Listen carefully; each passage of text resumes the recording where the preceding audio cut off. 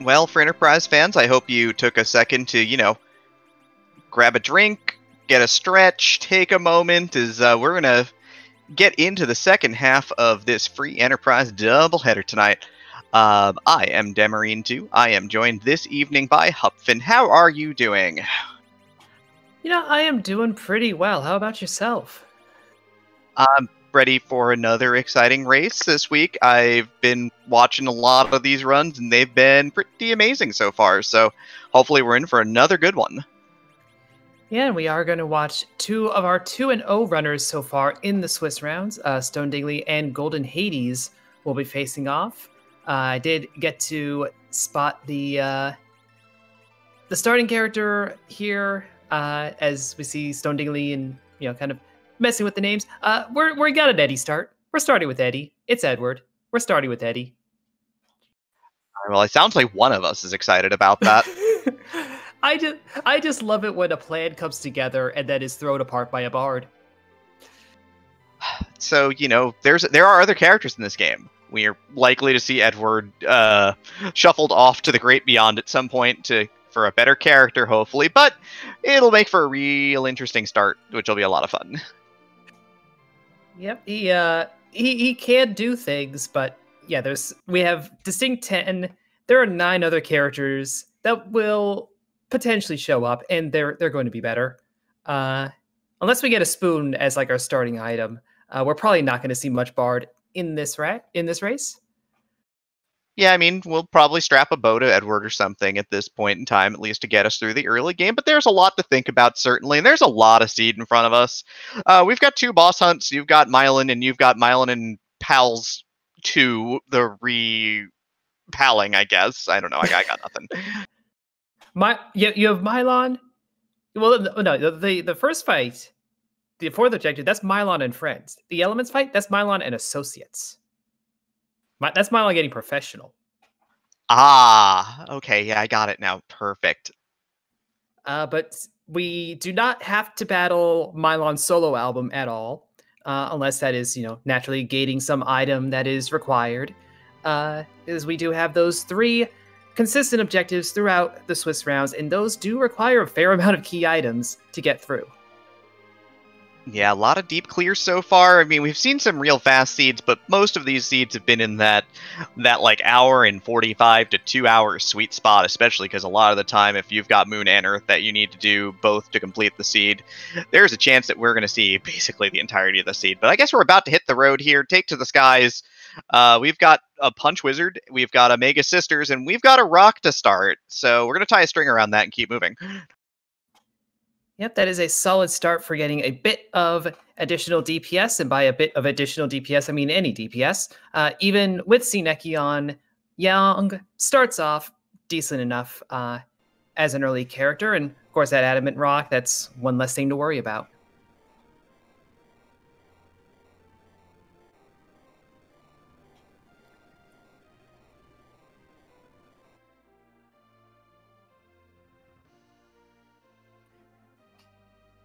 As you were saying, we have a lot of these runs have been going in the hour 45, 2 hour range, generally speaking.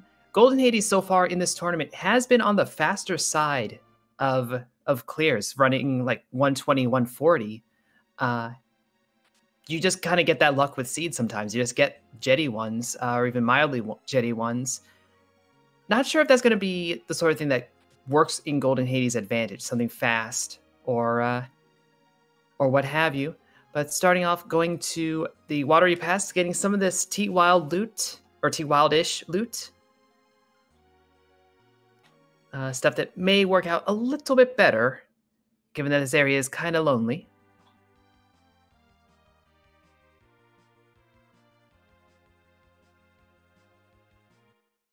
Yeah, and, this is a pretty standard start, trying to get a little bit of that higher quality gear.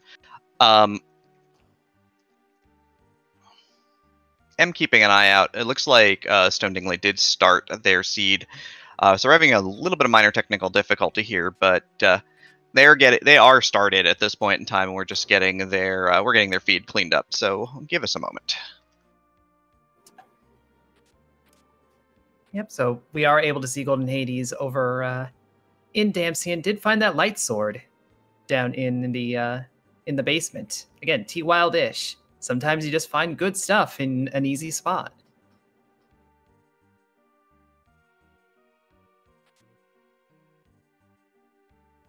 Yeah, I mean, looting is a big deal, honestly, but again, it's just a lot of it comes down to deciding what you want and where you want to get it from. Lightsaber's a great get, because if we do find Cecil, having Cecil's basically tied for third best weapon, I think it's right on par with the defense sword, basically.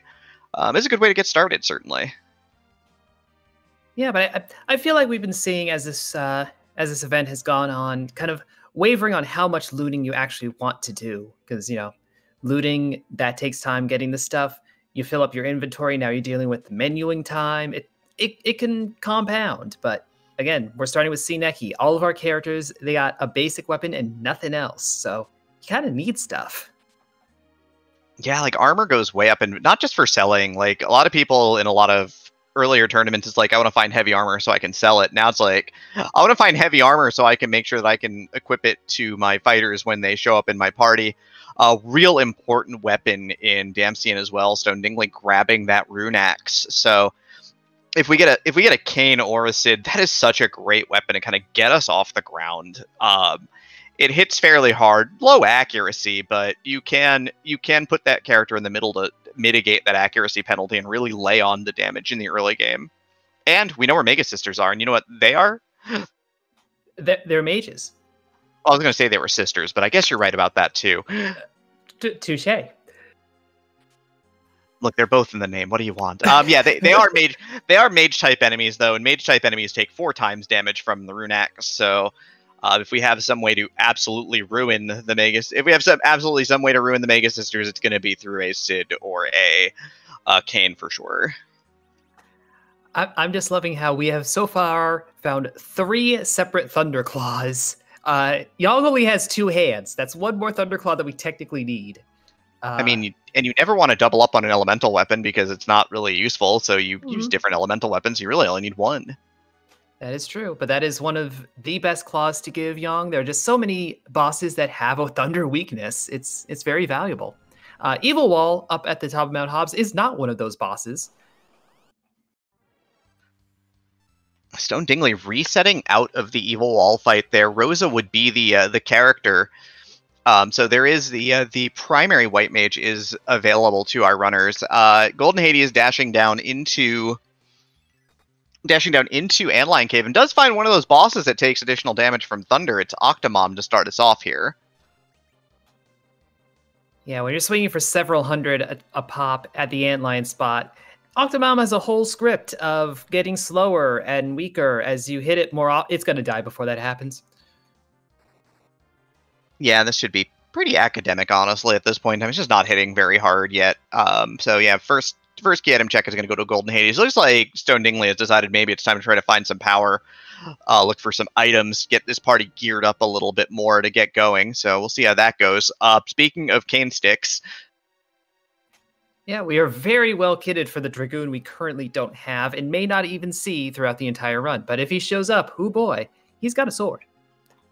Yep, 2 characters at random are given a night off every seed, so we don't know if Kane is in the seed, we don't know if Cecil's in the seed, but 2 possible wielders of that Avenger giving you auto berserk and a lot of strength. Definitely one of the best weapons in the game.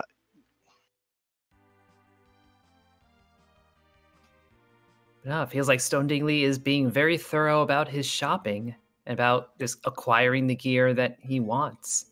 Yeah, we see Elvenbow Curse Ring. Oh. Sorry, go ahead.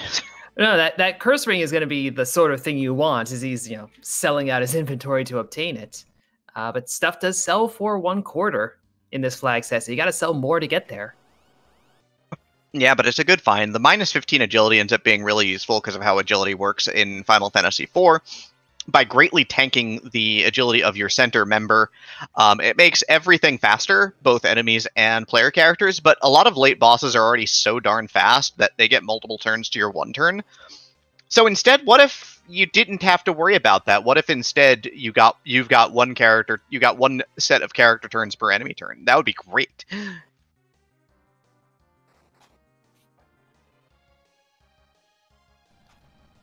That was a quick dip in and out from the Kaipo bed for Stone Dingley. I didn't quite catch who it was. It might have been Cecil or Kane, maybe a Sid, but I think it was too blue for a Sid. That was a pointy helmet for sure. That is a Kane in the bed. So if we get the Sand Ruby, we know where Kane is located, and that'll be pretty fantastic. Golden Hades ends up taking on that evil wall, throwing a big bomb, dumping a little bit of inventory, and then taking it out with Yang punches. So has Rosa in the party, a little bit ahead on check. Stone Dingley also did pick up a dancing dagger for Edward, so now Edward can actively hurt things. Yeah, going for that vanilla speedrun strat of, making Edward useful to an extent.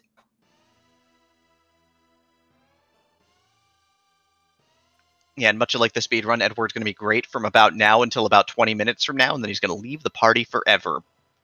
Well, maybe not leave the party forever, but you know what I mean. Depends on how many character checks our runners get to do.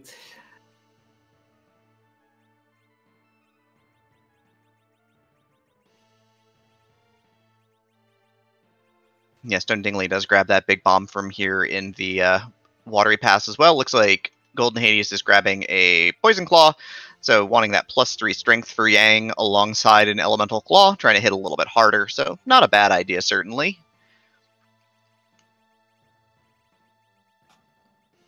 Yeah, correct me if I'm wrong, but all of Yang's claws are either elemental or they give some kind of stat boost. There's Charm Claw has a little bit of a stat weakness as well, but generally speaking, you're either getting an elemental resistance weakness hit, or you're just buffing them. The big thing with Charm Claw is that even though some enemies are weak to it, giants especially, so Madugers and the like, on the flip side of the coin, it does tank your accuracy. It's the lowest accuracy weapon in the game that Yang can use.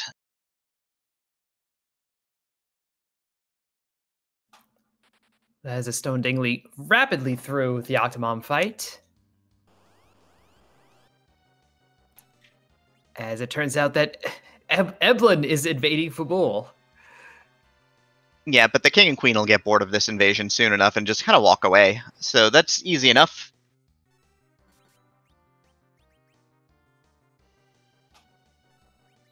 Yeah, shame we don't get them on a more difficult spot, but at least you get through this without much stress. Yeah, I mean, this is a check that definitely needs doing, and it's in route. It gives you a full heal as well, both when you start the fight and end the fight, which can be very useful for routing your overworld. But, every check we can get right now, we don't have underground access. We're still just 10 minutes into this seed, so we got a ways to go yet.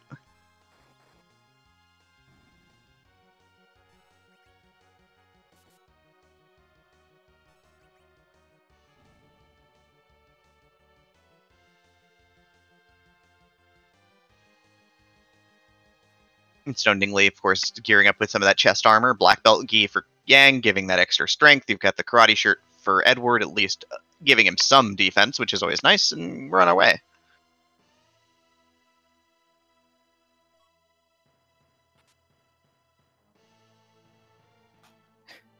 Well, as if we didn't have enough Kane gear.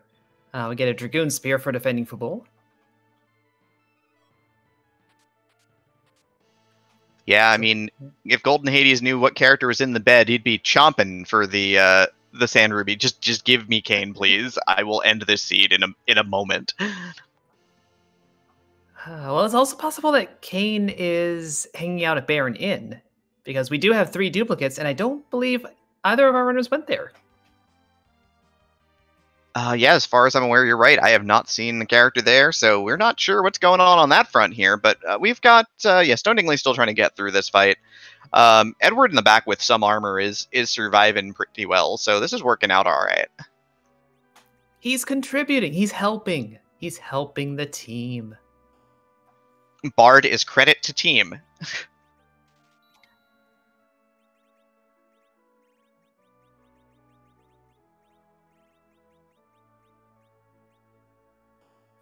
But yeah, Stone Dingley gets through the wall, while Golden Hades did decide to buy one of those elven bows. Really useful. Does not check the armor shop, though, so is going to walk right by the cursed ring that we know is there, but he does not, unfortunately. Yeah, I mean, there's always a fair chance that you just find one in a chest and render the whole thing moot, but until that point comes, Stone Dingley does have that advantage. Yeah, Golden Hades taking to Mount Ordeals first over the check at going for the character at Baron here. Stone Dingley still likely to do defense first and sort of did his shopping and early looting already and is likely just to chain together all of the locations. Rose's weapon is a power staff, which is actually pretty handy. It is 99% accurate and hits fairly hard, and applies the Berserk status, which can be a boon or a bane depending upon the fight. Yeah, certainly far better than having a cure staff. That's a real whiff. Yeah, I mean, even a silver staff gives you +3 will. I mean, yeah. Like, come on, cure staff, step it up.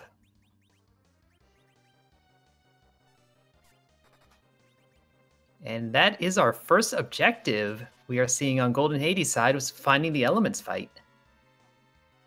Well, that's good. So, well, one boss hunt out of the way. Basically meaning assured that we will not need the giant, because the only way we would need the giant in this layout would be... I mean, there still exists one way, which would be Mist Dragon and Mylan up on there, and Mist Dragon blocking an item. So we're probably not headed to the giant today. Stone Dingley is really flexing that dancing dagger, though. I mean, if you got it, flaunt it. Yeah, with the king sent home, the queen is going to follow him back to the castle. So their invasion is complete as well. More cane sticks.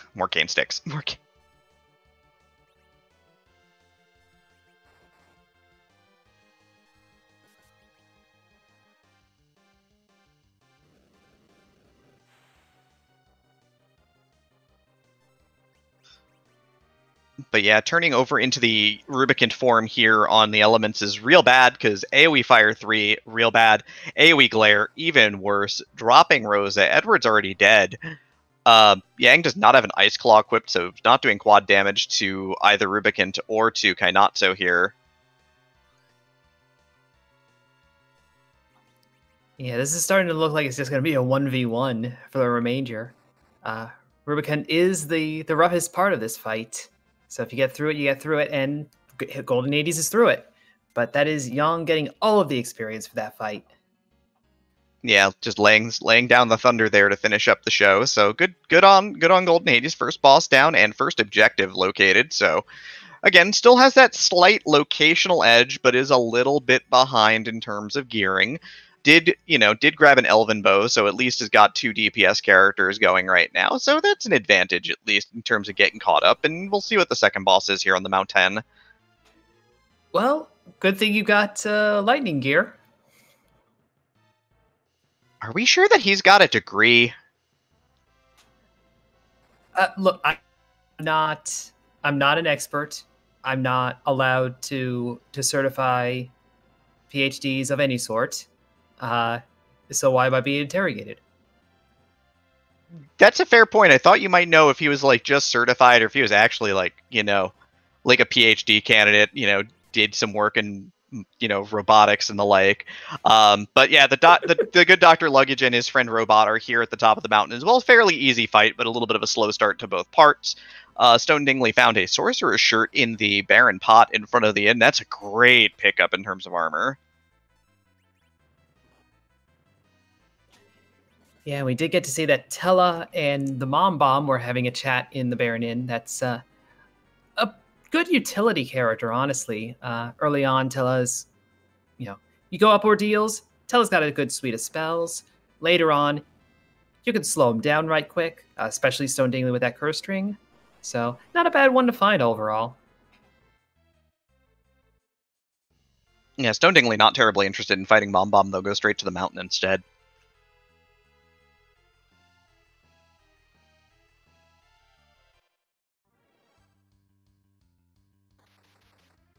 Yep, and we've got Hades onto the second half of the fight, where Dr. Ligai changes into his mechanical form and then starts hitting you with poison and a bunch of different AoE effects. So this would be a real interesting fight if it weren't already over because of the nerfed hit points of the fight.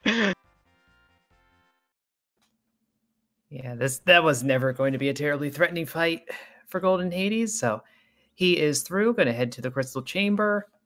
We'll see what item we get from the Ordeal of Ordeals.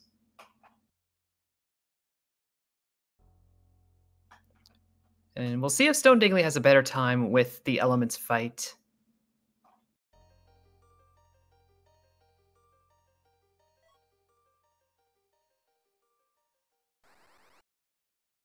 Item get underground access magma key, so no hook route today either. We get the easy path to the underground today. Sir is our boss here too. If we could use that rune axe or if we had mute arrows, it would be great. But I guess we're just going to try and use that elven bow on Golden Hades side for the quad damage bonus. Yeah, gonna have to get a good burst of damage though. Ashura is not gonna hit terribly hard, but the more she heals, the longer this whole thing takes. The other major trick that you can do is that if you hit Asura, basically Asura will loop through elemental spells, and so if you need to do a little bit more damage, what you can do is that if she's on the Grey Face, when she casts Life 1, if you queue up your ability when she's queuing up her ability to activate it, what ends up happening is that your ability, instead of moving her to the next face, leaves her on the same face, so it leaves you in a situation called the Grey Face lock. So all she'll do is counterattack, but also all she'll do is cast Life 1 and not heal herself. Yeah, great thing to practice, finding Ashura in spots where you don't have Star Veils, you don't have Wall, you don't have other ways of handling her abilities. It's great technique to master. Oddly enough, it's super useful on the first 2 spots on the mountain, but that's not really a concern at this point.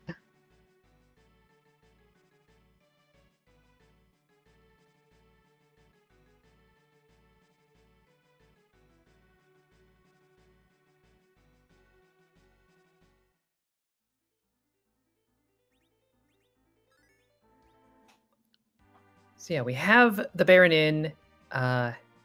Wait, I guess we technically have a cheeky demist at Magus Sisters, but generally speaking, it seems like whatever we're looking at next is most likely underground.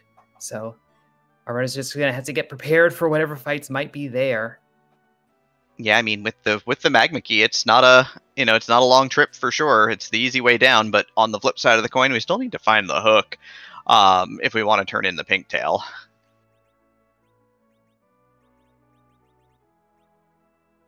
So some interesting tension in hook routes in this particular flag set, which I always find really, really intriguing. But yeah, first half, or Dr. Louis is down both halves for Stone Dingley. Easy enough. Thunderclaw doing a ton of work. We'll go in and see Asura and be probably just fine with that as well.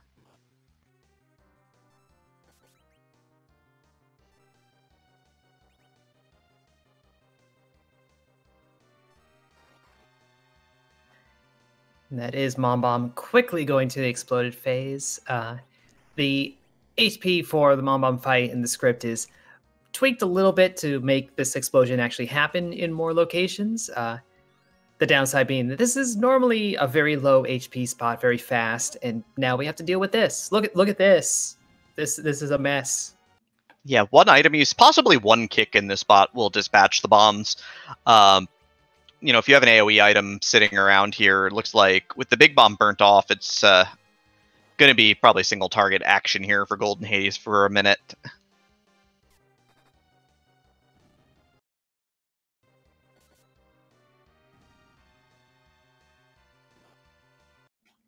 Yeah, but this is definitely more tedious than difficult for Golden Hades, so not really worried about this fight. It's the next one that could be brutal.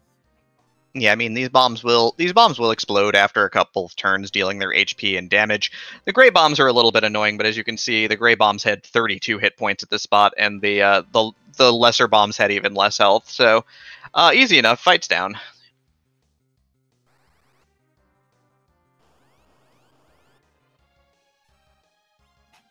And part 2 is Bahamut, so here's hoping you had Star Veils.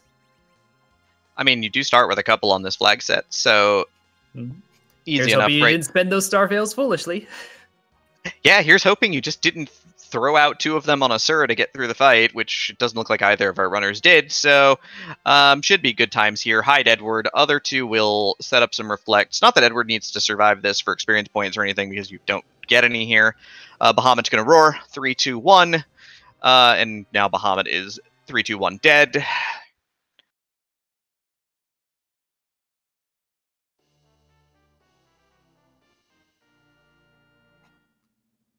And there you have a Baron key, so there's a few more checks on the overworld you can go do before heading underground, if you so desire.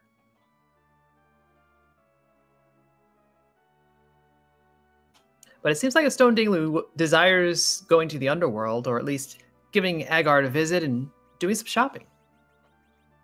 Yeah, Cure 3's extra life potion's always useful to have on hand, so a couple of nice things here, but otherwise, just doing a bit of shopping for those life potions and skipping out. Yeah, a Baron Key is, as chat is letting us know, is a vanilla item, so I guess, occasionally certain things do end up in their original spots. That's the nature of the game. Randomization does not exactly mean everything is shuffled away from its initial spot, so don't worry about it.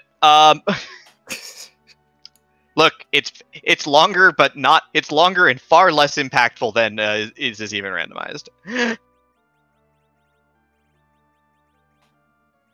I'm just thinking how, like, you know how you have like cookies and cream ice cream? It's got a nice robust flavor. It's very good, but there's a little bit of vanilla in there. That's kind of the structure. I'm fine with that. It did take me a moment to think of an ice cream flavor that uses vanilla as a base, though. So yeah, but you got there. You made it work. So I know. Good on you. I put in the well effort. Done. I'm patting myself on the back. You've earned it, certainly. But yeah, first major run divergence. Stone Dingley is underground right now, headed to Tomra to do some probably looting and shopping still. Golden Hades likely to save at the save point down here and give us a look. First boss was Mega's Sisters. And then we'll see who the second boss is, hopefully afterwards, in the Baron Throne. Second Rune Axe, Stone Dingley. Fire Protection Technician is our job dwarf today. Yeah, something along those lines. But yeah, probably going to sell one of those rune axes for a pile of cash here. There's Coffins, which cast instant death, which is kind of nice. Yeah, good for a bunch of grinds. Star Veils, though, a little more generally useful, so don't blame him for grabbing a couple of those.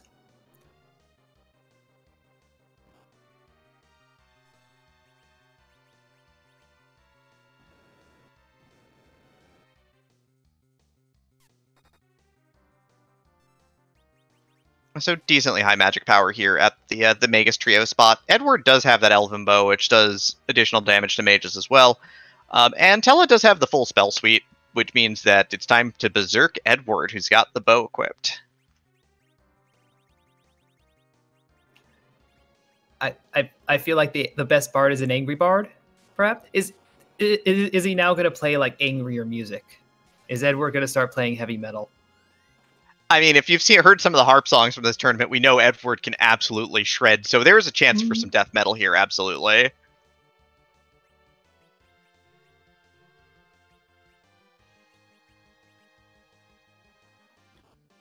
Stone Dingley finding the tower key down in the land of summon monsters. I'm here for no Keyless Tower, as always. Keyless Tower is my least favorite play in the game. But, some people like it, but we don't have to worry about it today, so that's always kind of nice here.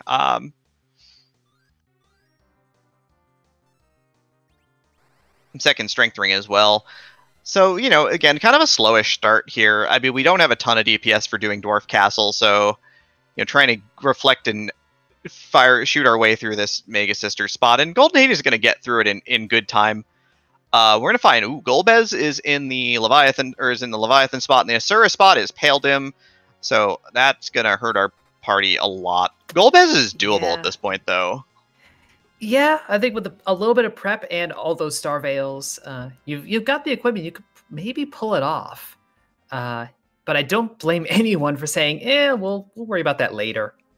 Yeah, I think the big thing at this point is it's without Tella to cast Size or Piggy, you're kind of reliant on a 50-50 rather than getting through it in a fully skilled manner, i.e. knowing how to do the fight. Which is no fault. It's just some people don't like trying to take 50-50s because you can waste a lot of time doing that, and that's kind of a decision you've got to make.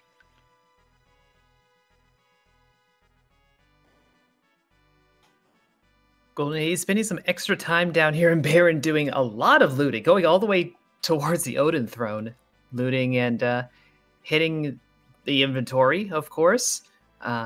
good time to go clear some stuff out. There's things you don't want. You don't want the dark sword. You don't want a Dark Knight Cecil sword. He's a paladin now. Yeah, Life Staff also a nice pickup. So some nice gear here. Black Belt Key, Poison Axe, Life Staff, Crystal Ring. Finds a couple of Soma drops. But yeah, inventory fills up real fast. There's a Bacchus wine too, so gets into the Baron alcohol stash at the same time here.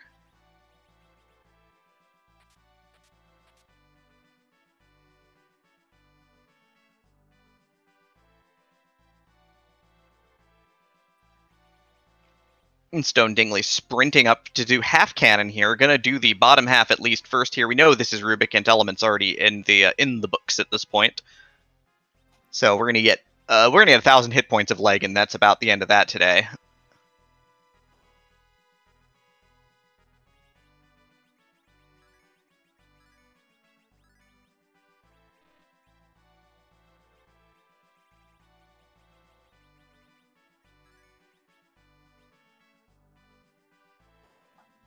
But yeah, the magic damage here is still pretty significant, so Rosa gets glared to death.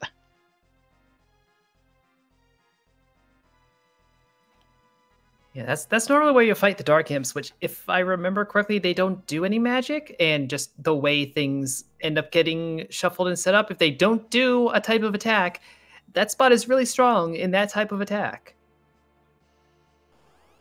Yeah, it's kind of odd like that. Speaking of the Dark Imps, though, it looks like we've located 3 of them, and they've usurped the Baron throne with their knives. Yeah, Vive la Revolution, I guess. Yeah, Baron's king is 3 imps in a trench coat. Also a possibility, certainly.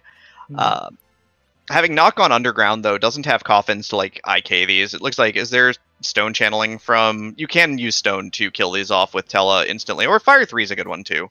Fire 3 pretty strong.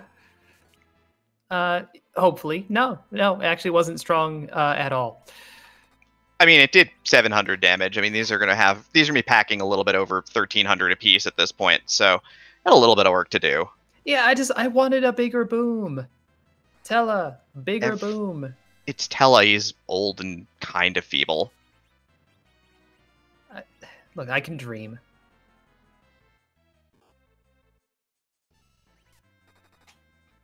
Oh, and the tower key led to the Luca key, so that is access to the sealed cave.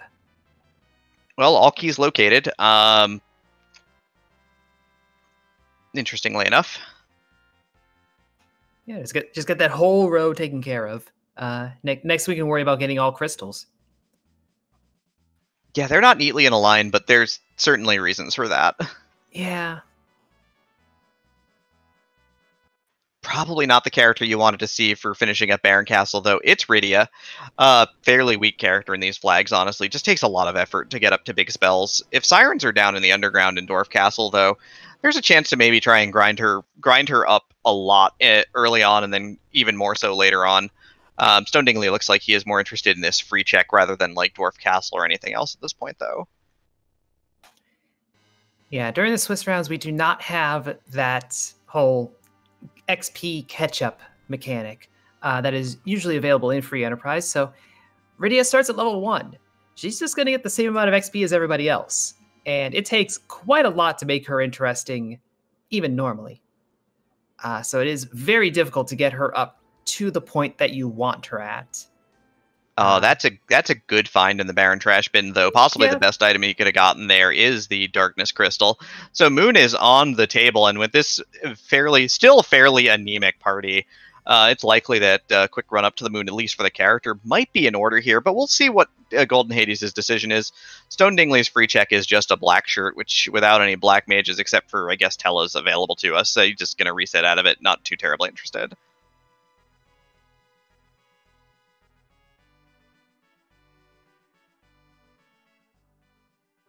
But both our runners being fairly deliberate at this point in time as they go through the seed. Odin Throne check gives us a Sparkly Spark, which is... D-Learners, that's a reset, yes. The Odin spot is a little bit rude, and certainly can be, and D-Learners, yes, that's a rude one. You were hoping to see possibly Plague. I think the speed is not good for Wyvern at this stage, but later on, that could be something that's easily cheesed on that front. But D-Lunars, no, we out. Yeah, I mean, the physical attacks there will just rend this fairly weak party asunder, so we're going to leave that be for now. Yeah, better. There's so much more to do and so much more to see in this great world, though, so Golden Hades is going to pop the Magma Key here, and Stone Dingley is going to catch up here and get Tella and the Baron Key, and we'll see kind of where he takes it at this point in time, but Golden Hades, again, going to go underground. Maybe it's shopping time, I guess. Yeah, there's some hot shops down there. Yeah, I mean, we did find coffins down there. The Land of Summon monster shop had a whole lot of nothing in it, unless you like the Odin summon, I guess. But we did find coffins, which was nice, and we did find extra star veils, which is also honestly quite nice.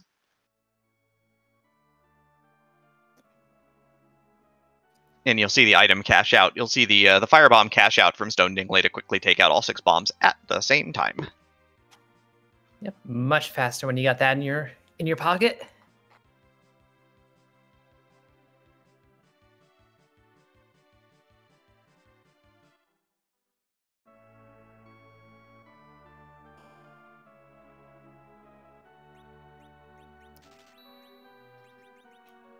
Stone Dingley actually being a little deliberate with the timing of these Star Veils. I don't think this party is set up in this sort of way, but you can end up just with how speeds go.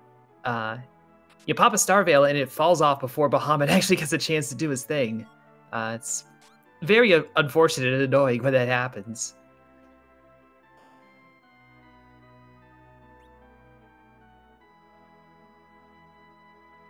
Yeah, it just reflects the one, uses 1 Star Veil on Rosa. Everybody else is dead, but that's fine. Not concerned. Fight's over. You get a free heal for this one. Baron Key for Stone Dingley. Coffins for Golden Hades. I'm going to go down, check the free chest here. It looks like he will also obtain a tower key. So a lot of back and forth retracing here.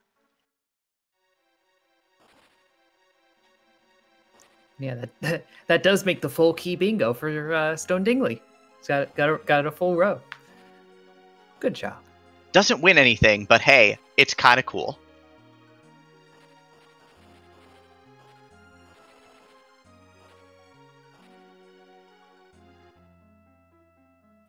Yeah, nothing terribly interesting here for Stone Dingley in terms of the shops. Is going to go head on straight on down into the Barren Waterway as well, where we know Rydia awaits us, but more importantly, far more importantly, extremely more importantly, the Darkness Crystal does as well.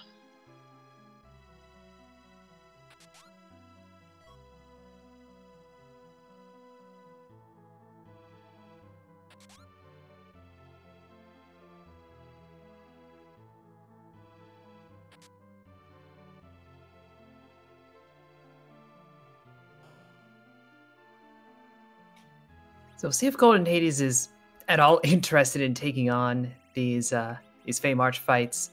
Like we were saying, Golbez, if you have the preparation, is doable here. I'm not paled him now. No.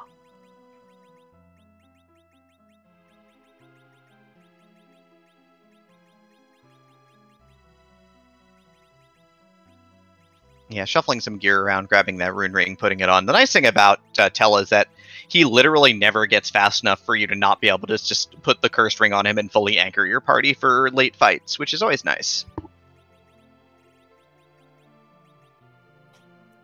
Yeah, I've certainly done seeds where, slap a curse ring on Tella and don't worry about him getting XP, but then the seed goes on long enough. But eventually I look at the stats, I'm like, Tella, how dare you have 2 agility? What's wrong with you? How dare you get marginally faster? Yeah, it takes a very long time for Tella to get up to double-digit speed.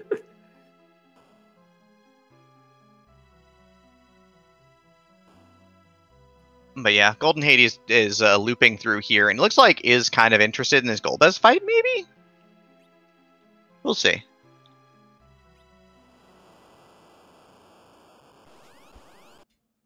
I mean, it's a strategy that I feel like we've seen a few times of runners being able to identify the difficult fights, the sort of thing that your opponent is probably not going to bother with, and saying, think I can do this. So I'm going to invest the time, be a little risky, and if it pays out, I've probably just gained a sizable edge over my opponent.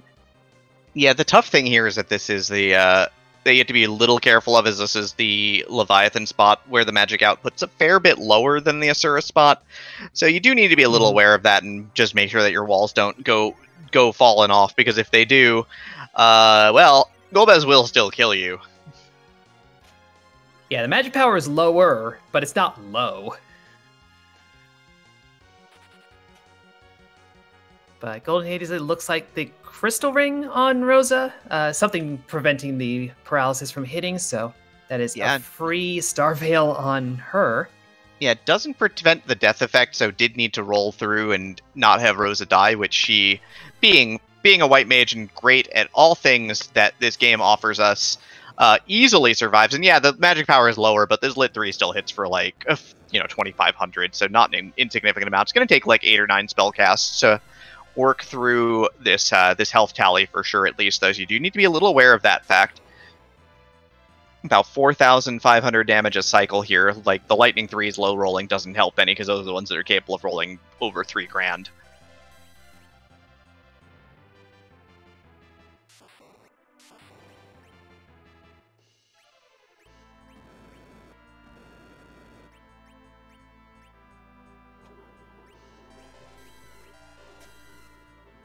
No, this is looking like a solid hands-off strategy. Rosa's just going to stand there with the wall and get Golden Hades probably all the way through. Stone Dingley, though, kind of working on his namesake, casts Stone on the Dark Imps, knocks him down in one shot.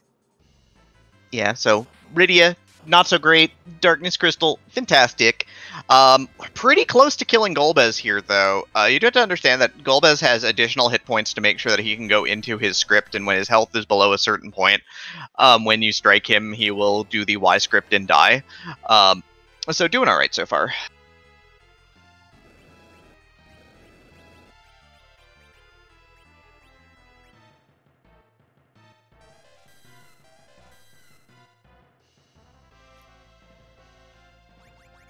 Had to have been keeping count of HPs, planning when to use that life on Yong, get him back up. Math was a little off, and I figured Yong was going to go down to that fire, but nope, the virus to finish. That's a 1-2 punch. Yeah, I think the big thing is that you've got to just swing once with Rosa there, and you can get through that fight. Yeah. Because you can kill Golbez by just reflecting magic, but it takes an additional, it's 20-some thousand damage. I don't remember the precise number.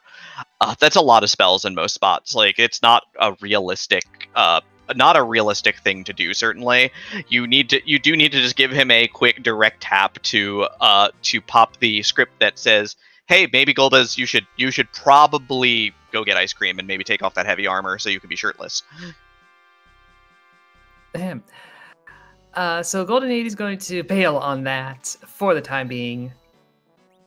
Finds the Bacchus Wines over in Dwarf Castle. Don't know if he's going to go and actually do these fights, but heading to the shop was a good idea. Yeah, no sirens, though. So sirens are either up on the moon or down on the hook route here. But yeah, Stone Dingley is going to give us our first look at the moon, as he is going to raise that whale.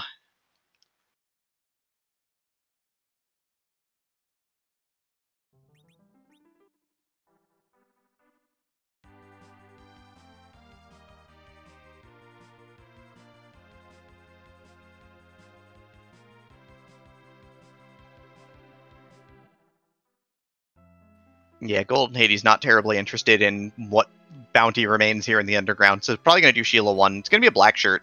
Might give it to Rydia, we'll see. And then he's got a decision of whether he wants to go scale the tower. Check at the top we don't know about, check at the bottom, which we do, which is Luca Key. So his decision tree gets much more interesting here. And we're going to see, is Stone Dingley moon committal here, or is Stone Dingley just like moon check for sirens, and if it's no, just get out of here?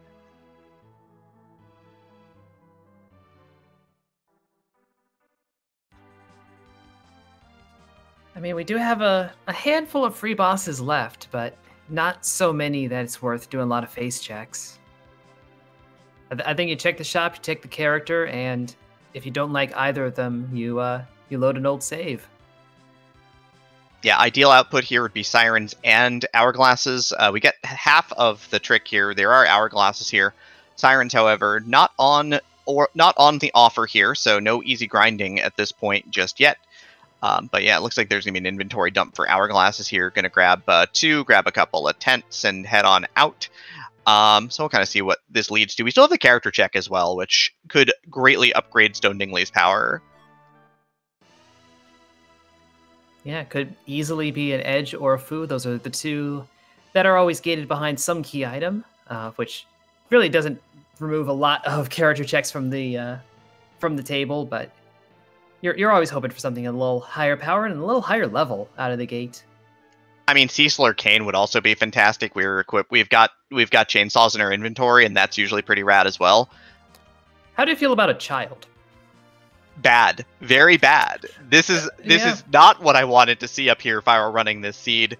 Palom, while a great character in other tournaments, is sort of with that reduced experience slingshot sort of pales, but you know, with getting Quake at level 23, he's still much better than Rydia at this point. Yeah, but Stone Dingley has made that same calculation. I mean, it's not like we've seen any good summons yet at all, so no incentive to hold on to Rydia. We saw Odin. I said good summons. We saw Odin. Odin is better in other games when he can do something that isn't an instant death attack against enemies that are immune to instant death attacks, like every boss.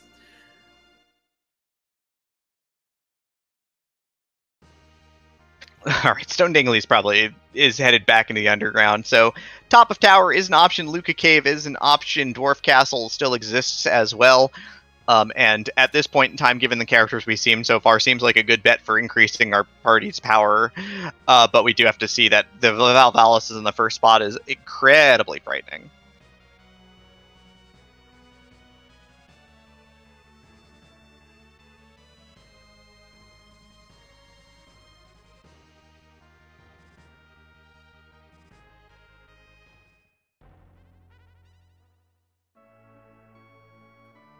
Stone Dingley deciding to give Edward a specific job, which is wear a cursed ring.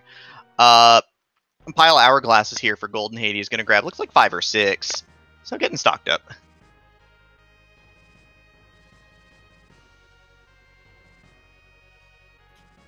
Yep, and for the folks just coming in from the other race, what we have here thus far is an Edward start with not a lot of additional power on top of it.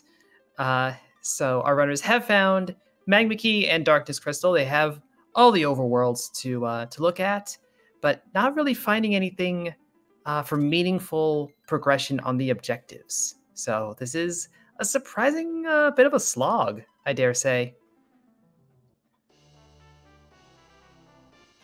You got Stone Dingley grinding on random encounters outside Sealed Cave. That's where we're at. No, it looks like setting up to kill Edward here. And yeah, setting up to run away after Edward dies. So just wants to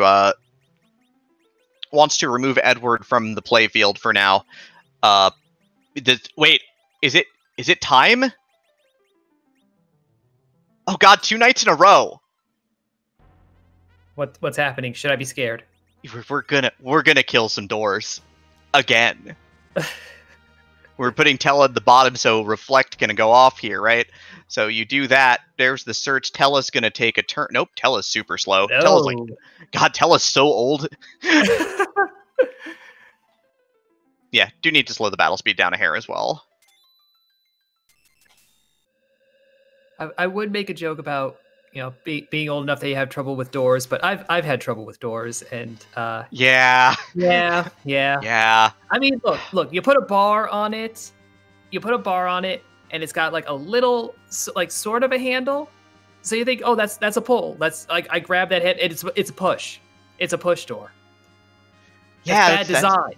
That is really bad design. But yeah, so you can see setting up with the buffered attack here from Yang to get the turn to Tella so that the turn goes off before the disrupt goes off here. Now you can see there's the reflected disrupt. Trapdoor is dead. 31,100 experience points exactly. I knew that one without seeing it, I promise. But yeah, gonna level this party up a little bit. Golden Hades, meanwhile, is making this dip into the lunar subterrane with this party at these levels, at this time of night. Can I see it? Yes. Well, in a moment, we will. Only concern with doing a couple of doors here is that wall costs 30 MP, so Tella will run out of MP here. Looks like had 80 to start this off, so it's going to be completely empty, all things considered, right after those. Yeah, this is not a grind that you do a lot of passes on, but each one, 31,000 experience at this point. It's high impact. Yeah, I mean, you gotta putting a bunch of levels on Yang here. Putting 60,000 experience on Yang and getting near level 30 is really, really good.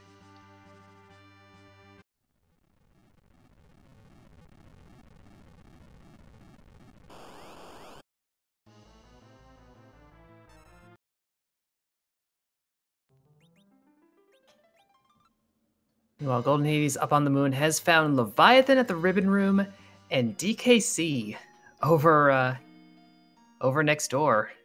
Ooh. So DKC is a free fight if you can survive 3 Dark Waves. Golden Hades can't survive 3 Dark Waves. Can Golden Hades survive 1 Dark Waves? I don't know. We might be about to find out. Or he might be looking... Spoiler alert, chat. The answer is very no. They're going to take on some Ryus of multiple varieties, as it turns out. Mainly the killing the party variety at the moment. Yeah, that's a pile of life potions, though. So you just life up Tella, gonna hit some weaks here. And we should be A-okay.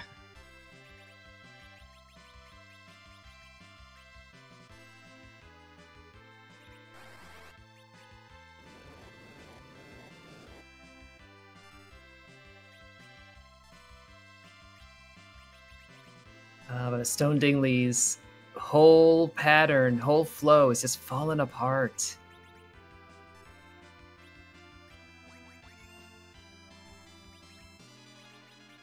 Yeah, just getting walls up wherever he can at this point in time. And this one's going to get the kill here. I mean, no Yang experience, which stings a little bit, but this is just fine. Did get 93,300 experience points at this point for the rest of the group. Likely done here. King Ryu goes down 85 grand with the life glitch for Golden Hades, and an absolute pile of money, which will matter later, but not today.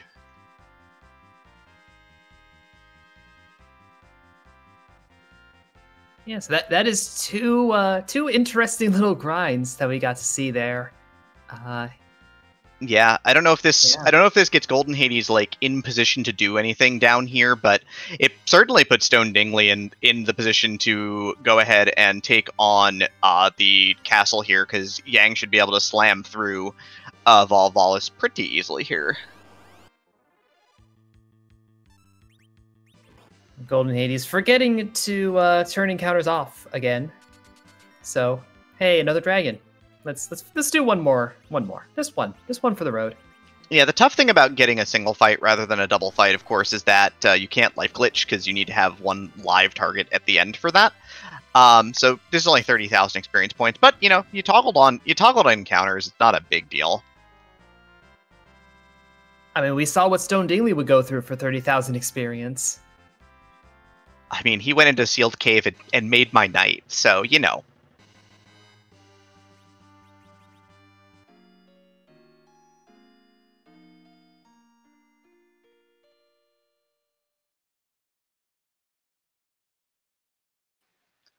Okay, maybe can't get through this because Yang's in the back row. That's a bit of a trouble spot there. That halved accuracy is not going to help his cause any.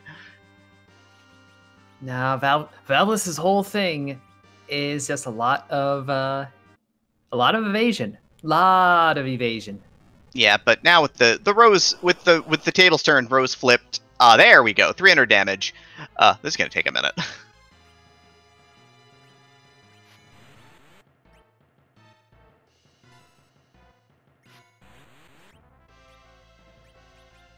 Yang would need to throw Cure 3 or the Elixir here to get through this fight. Needs a full heal, and the Elixir will give him a full heal. Cure 3 would heal for about 1,000, which is enough. So is going to cash this Elixir to get through this fight. So Yang going to get a bunch of experience. Everybody else is going to get dead, but, you know, nature of the game that we play.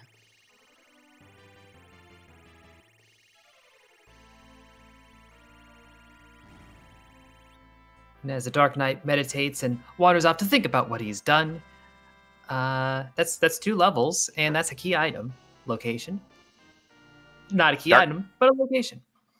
It is a Masamune, so if Ed shows up, well, we've got more of that sweet Hanzo steel.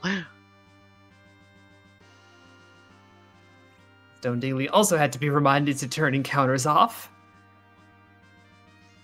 We've seen random encounters. We've seen doors. We've seen Dark Knight Cecil going down on the moon. We've seen Edward do something. This is truly a seed among seeds.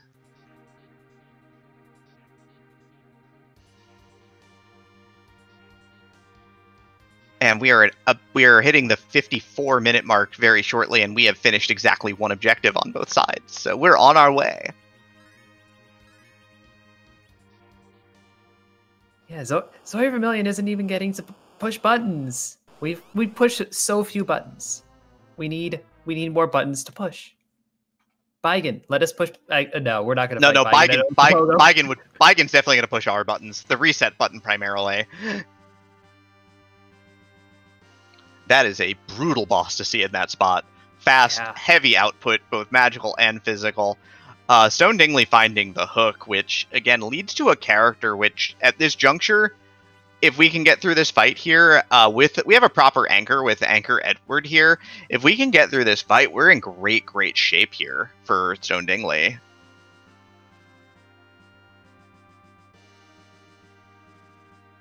And it's just dolls. Do it. Not has the 100 MP, but is not going to go for the swag strats here. Just going to channel out Virus on everything to try and clean it up, but not going to be strictly necessary here to do anything more than one of them. Straightforward, easy fight, easy game. Quake on the kid. Let's get out of here.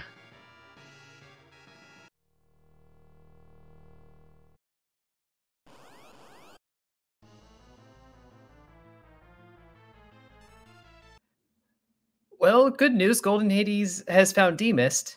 Bad news, it's at the Wyvern spot. So you're gonna get punched. A bit of a punch. Just a bit of this 1,000+ damage easily. Yeah, the big thing is that you're not going to die to that fight. You have Blink and you can life up a bunch. It's just your damage output in that fight's a little low. It's going to be a little bit slow and difficult here. So that's a tough one to see. Golden Hades kill under his belt and some experience points to boot, but that's about the end of that. Stone Dingley with that hook has some options here for sure. Yeah, Hook definitely opening up more things, more direction. Keeping Stone Dingley away from that moon is probably the best part of it. Yep, grabbing that hovercraft. So we'll get our look and see if Sirens are in this seed. This is the last possible shot for them. We will also see if a good character is available in the seed, as we're still pretty deep into reject percent here, other than Palom. And we'll see if Golden Hades wants to go all the way to the top of the tower. We don't know who's up there. We don't know what item would come from it. Yeah, a lot of interesting divergences so far. Hard to really tell who's got a bigger advantage here at this point in time. Big knowledge differences on both sides here. So Sirens in play. It is time to take your inventory and dump it on the floor, and I guess buy a handful of Sirens just to make sure that you can make the rest of your experience points. Hanging on to a lot of these sticks because, goodness, if a duplicate Kane is waiting for us at the bottom here, it is incredibly party time. So the reference to reject percent is a reference to an event we did in 2019 World Series of Free Enterprise, where we did a tournament where we took out all of the de facto quote-unquote best characters, leaving us primarily with rejects. Yang was not a part of the reject pool, though. Yeah, that was a little bit before my time, but I wouldn't be surprised if some of those, quote unquote reject characters are now a measurable part of the meta. Sid, not a measurable part of the meta. Yeah, I mean, even with like the rune axe, still not worth taking. So just gonna bail out is Stone Dingley's decision. Plague is the boss at the top of the tower, so we'll probably need to do a couple of party. We'll probably need to kill off a couple of our own party members here to get through this fight. But Yang is gonna be our primary source of doing some damage here at this point.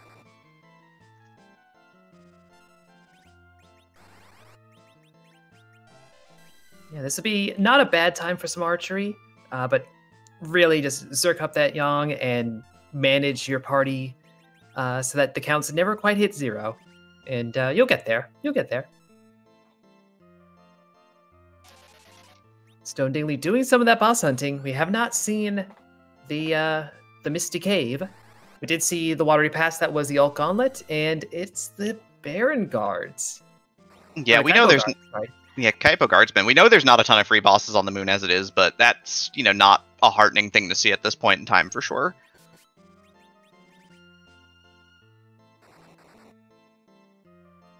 Also very interesting on this flag set, Yang is actually a better character than I think people give him credit for, because the big thing is that Yang gets online in the mid game pretty well, and then in the late game shines in the mid 40s with like the strength ring that you're guaranteed to get and the likely karate shirt or black belt gi that you have.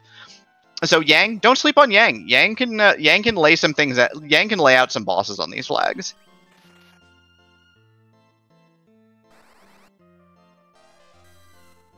Well, somehow goldenhades has a 0 count on everybody, but nobody's hit the floor yet. Love to see this. Yeah, with the 2 Zerkers, maybe he's just plugging up the queue enough that the kill your party cannot enter the queue. Which is real good, because if that can't enter the queue, then you will win the fight eventually off your Zerkers or Fire's Cast like we saw there. So everyone survives. Top of tower, get. Boss down here is a 50-50 freebie. Could be Dark, could be Water Hag, could be the Fubul Gauntlet. It is Water Hag. We have seen the Fubul Gauntlet in the waterfall. Oh, I missed that. That's awesome then. That's real good.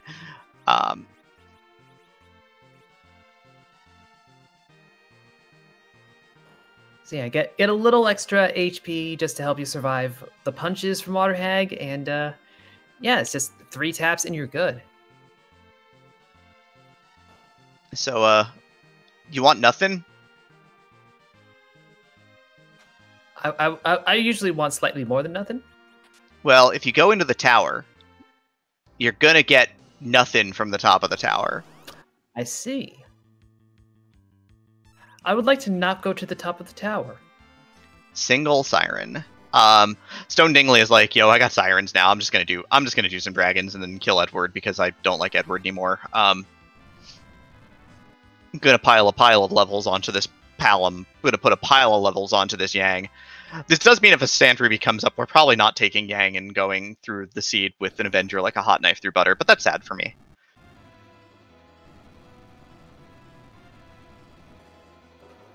I mean, if nothing else, this flag set in this tournament is forcing runners to adapt. Normally, you do anything to get that Avenger going burr, but not this time.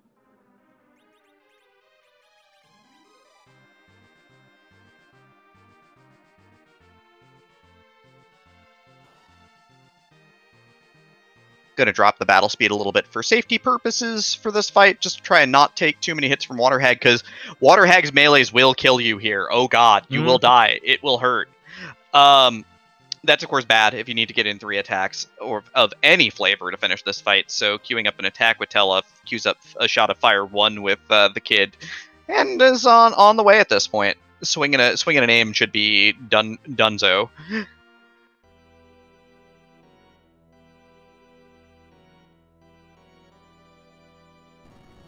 As Yang gets immediately turned into a fine mist of, not much else there.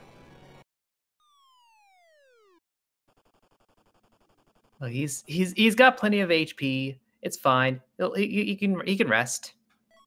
Yeah, I mean, there's possible for more grinding later as well to get Palom up to nuke as well, so that's probably fine, honestly. Luca Key for Golden Hades. And what's here? It is, well, just a bow, but you gotta kind of keep the experience points, I guess, so Yeah. I would say Artemis Bow, Edward's ultimate weapon if you don't have the spoon flag on. The whole it tanks your magic stats thing doesn't really matter when you don't do magic. Yeah, Stone Dingley does have enough mana in the pool here for 2 more weeks, so likely to just drop that Hourglass and call it a day. 2 weeks and we'll be at 0 MP. Well, 2 weeks will be a fortnight from now.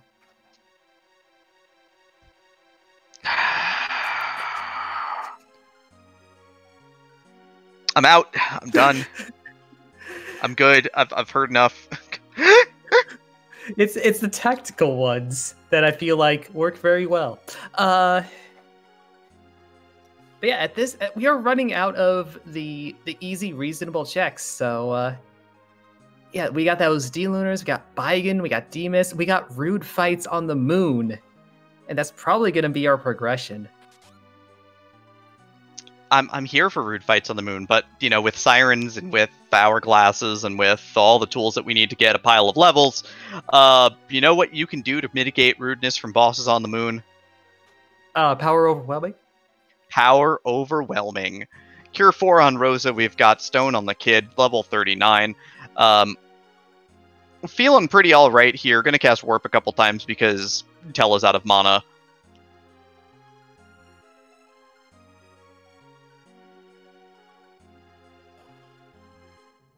Yeah, Tella is, unless you're using those Soma drops that we have seen a few of, Tella's getting 90 MP and that's it. Yeah, one was used. Tella was at 100 MP, but still, just tapping out is real easy to do. Absolutely.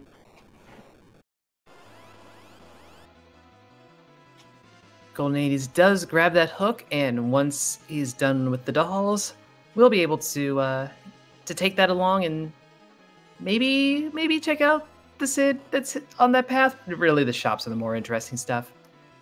Yeah, so, I mean, chat is asking if everything is going to be behind, like, that Baigan D-Lunars and D-Mist, and you know what the answer to that question is at this point? Heck yeah.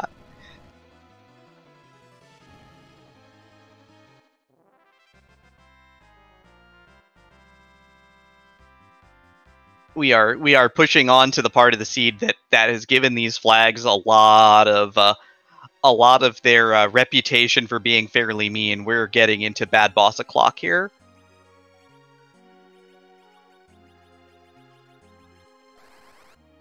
Stone Dingley, though, going top bottom, or top to bottom, top down, that direction, generally speaking, we didn't see the Pale Dim spots when Goldenhades swept through, so this could actually be not terrible.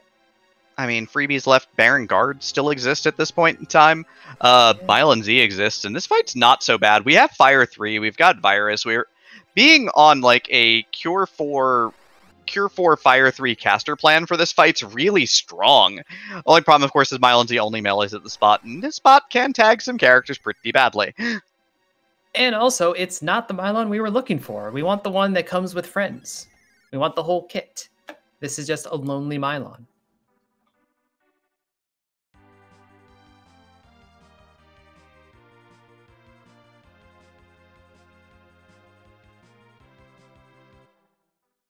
Yep, but as bosses go, this is pretty well in the realm of reality here for sure. We've got a lot of different ways that we can get through this fight without too much of concern.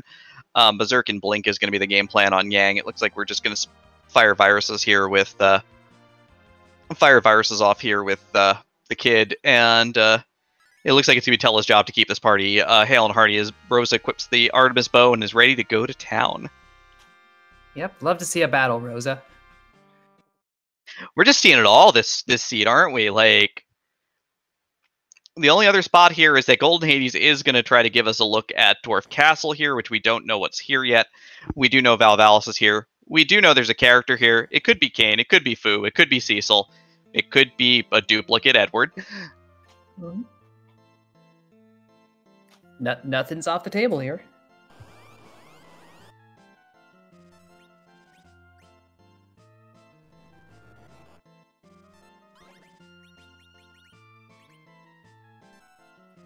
But yeah, otherwise it does look like the strategy here is Blink and Plink with the two front fighters here doing, 1,500 damage each a cycle is not bad.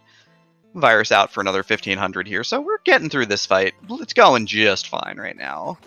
It's over already. Stone Dingley through the Mylon Zed. See what he gets for his efforts. You take a pan. You take that. Yeah, that's a win, right? Like, that could be anything at this point.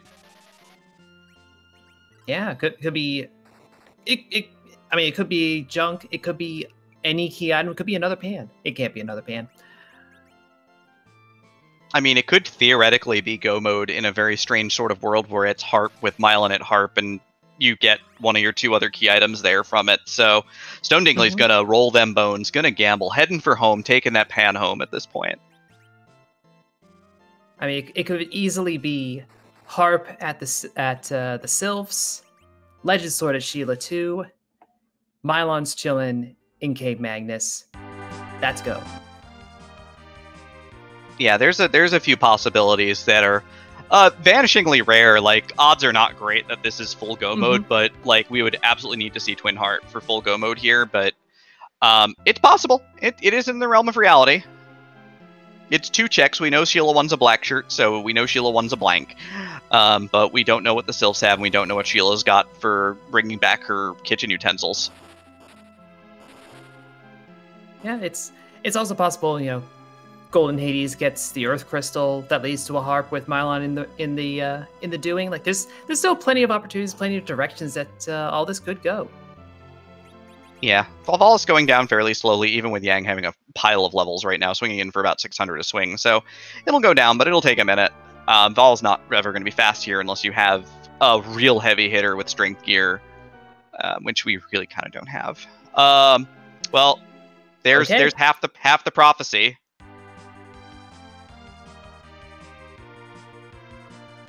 Look, if I get things right but backwards, that's still right. Yeah, I mean, Sheila 2. If Sheila 2 gives us a chaining item and we can continue going, that'll be real interesting. Stone Dingley does not want to forget to forge. Of course, I adore this play because you know what happens if you forget to forge, right? You don't forge. Yeah, and then you roll up to Zeromus with 3 objectives complete. You know what happens then? You don't forge. Yeah, and then you know what happens after that? You go into race spoiler chat, and then you mute that channel forever.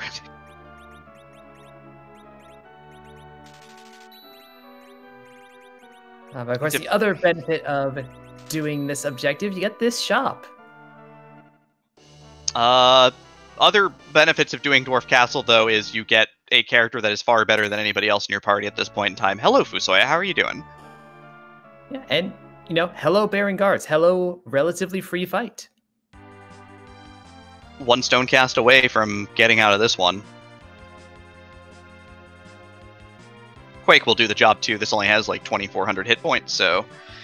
swallowed by the earth, down goes the Baron Guards, and we'll find out what is at Dwarf Castle, ultimately, other than a character that we love and cherish 100% of the time.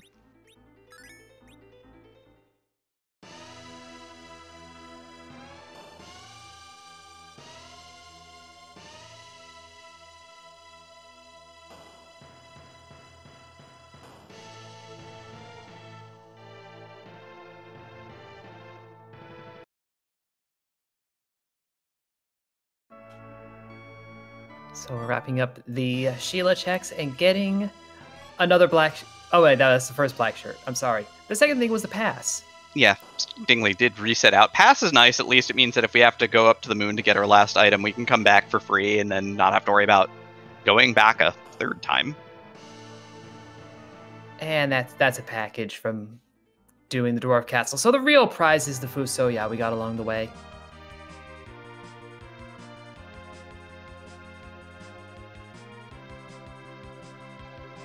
Yeah, Golden Hades is going to shuttle on down into the... Was thinking about the Luca Cave instead of going into LOSM, where we know we've got Golbez, we know we've got that Lunar Spark that's paled him. So we are going to see some bosses in the Lunar Subterranean, or in the Land of Summoned Monsters here right now. Stone Dingley has some choices to make as well. We still have the Baron Throne spot. We still have the 2 bosses here in the Underground. We still have 4 more bosses in the, we have 3 more bosses up top on the moon that we have not seen get removed from the battlefield yet. So we'll see what the game plan is.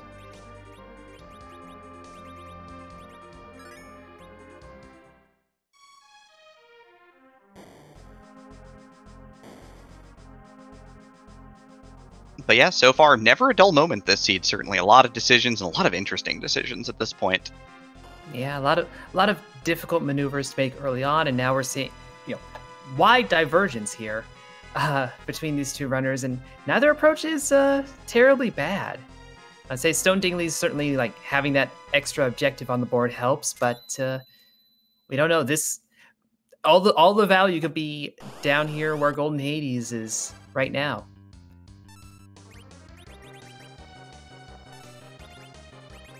Yeah, with enough levels, the bosses down here at the bosses down here on the 2 thrones don't hurt quite as bad, at least here. So it's not looking so bad.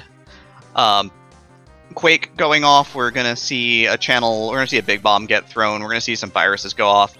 I'm gonna use primarily spell-based offense. If you use a single regular physical hit, not an aim command or a power command, but a regular fight command, the D-Lunars will first cast Wall on themselves, and then they will start reflecting viruses onto your party.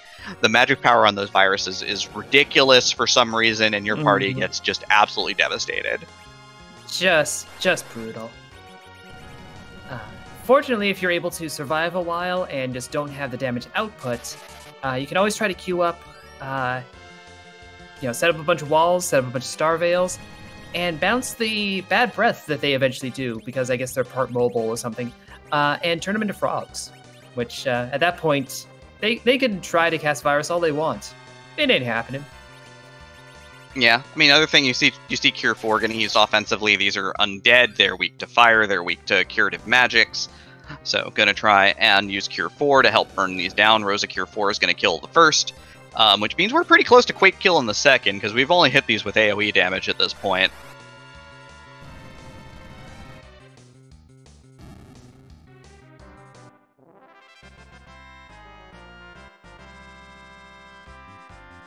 Damage rates over winner Stone Dingley. Down goes the Lunars here on the throne, and that is what you want. So looking like Stone Dingley's route is a bit more advantageous, but then Golden Hades grabs a pigtail, so okay. So yeah, so no real advantage here, as both runners net a required item at this point in time. Golden Hades does have the ability to drop off the pink tail, also has Fu in party for power purposes. Stone Dingley has the ability to turn in the Twin Harp now, which, is probably the play at this point. Do what's required, all of that stuff. You'll have to kill Edward again, but whatever. Oh, gonna swag Chocobo too, because he's got the Darkness Crystal.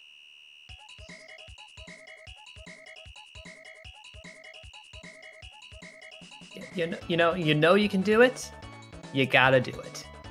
Just 100% pure. Oh man. Love a good bird ride. But yeah, we do now know where everything is that we would need to finish, because between Stone Dingley and Golden Hades, we have located all of the required items. The big thing is that nothing's on the moon. Moon is pretty bad at this point in time. No, well, the moon gave us the pan, did it not? The pan led to that legend sword, so did have value. It did have something necessary. Yeah, the legend sword is part of our go structure at this point in time. So one thing required on the moon in a pretty easy spot too. Yeah. Now that said, if we happen to find Mylon here in Cave Magnus, that is the one way that, getting that pan, doing that forge, ends up being a disadvantage. That is pretty much the only way. Yeah, but you needed the levels anyway, so it's fine at this point. Certainly, like, you can never go wrong with getting a pile of experience as well on top of that.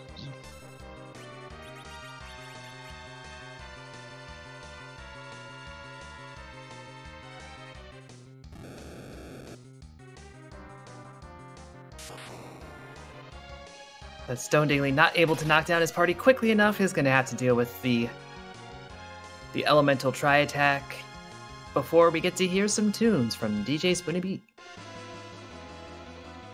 On the other side, the Edward in this game that we enjoy. The best Edward. But before that, just to give everyone an update on Golden Hades, Wall on Yang should get through this fight.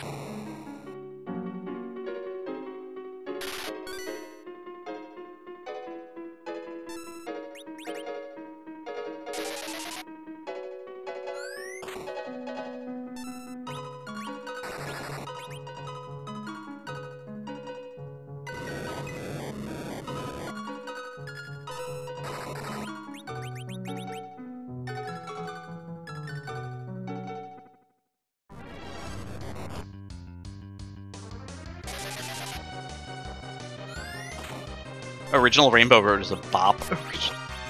Yeah. Can I just say, quite the trill from Eddie to start that off. That's tricky. Told you Eddie could shred. Oh yeah. But yeah, Golbez down on the right screen as Dark Elf takes the fall on the left screen, so Stone Dingley gonna grab the Heart Item and finish up, and Golden Hades is gonna get rewarded with, well, the Party Rock, 2 boss checks, 2 character checks. Stone Dingley gets the Rat Tail, which could only lead to an item, a spoon, or a sand ruby. Yeah, none too exciting here. We do know that Pale Dim's got the goods to get Stone Dingley into go mode here. What Golden Hades does not know is that he needs to kill the top of the moon to get off this seed successfully at this point in time, unless Earth Crystal has original flavor Myelin, and if that's the case, this is going to get real intriguing. Absolutely. I mean, it still has to go to the Odin Throne to get that Twin Heart, but... Yeah, but a lot of the race is kind of riding on this right now for him, I think. It's, like, things get real bad real quick if he does not locate Myelin in a hurry, or if Myelin is in a hard-to-locate spot, i.e. package or giant. So, we'll see.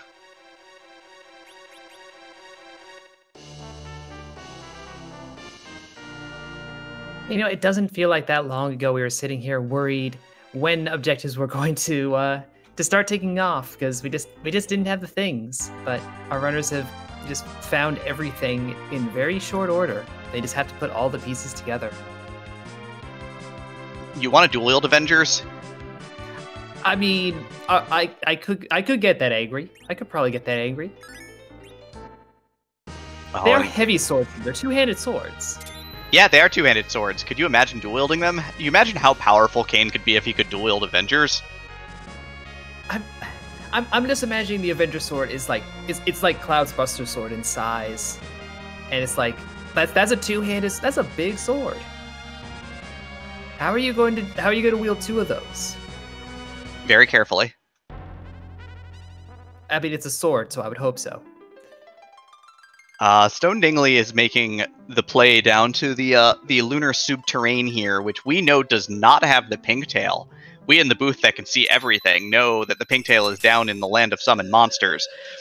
And Golden Hades now in a bit of an interesting spot, because Stone Dingley's going to rush through this moon and get a whole lot of nothing for nothing at this point in time. Golden Hades certainly would be rewarded for finding Mylon up here, because that would take the moon out of the play completely. And there's Mylon. Yeah, available from the very beginning, mind you. That is a big find. He needed this. We know he needed this. Moon technically haunted, not required at all. And Stone Dingley is hiking it right now, down to the bottom. This is going to be a bit of a troublesome spot for him, as every step down is going to be a lost second that we know about. But yeah, there's the Mylon that Golden Hades desperately needed to take a lead in this race. Yeah, but I mean, you look at what Stone Dingley's doing. There's nothing foolish about this. This is not a bad routing decision. There's so many bosses here. Any one of them, as far as he knows, could have been Mylon. Oh yeah, but this is completely the correct play. Like, any of these items could be the Pink Tail. Any of these bosses could be Mylon. If any of that comes to pass, Stone Dingley would win this race.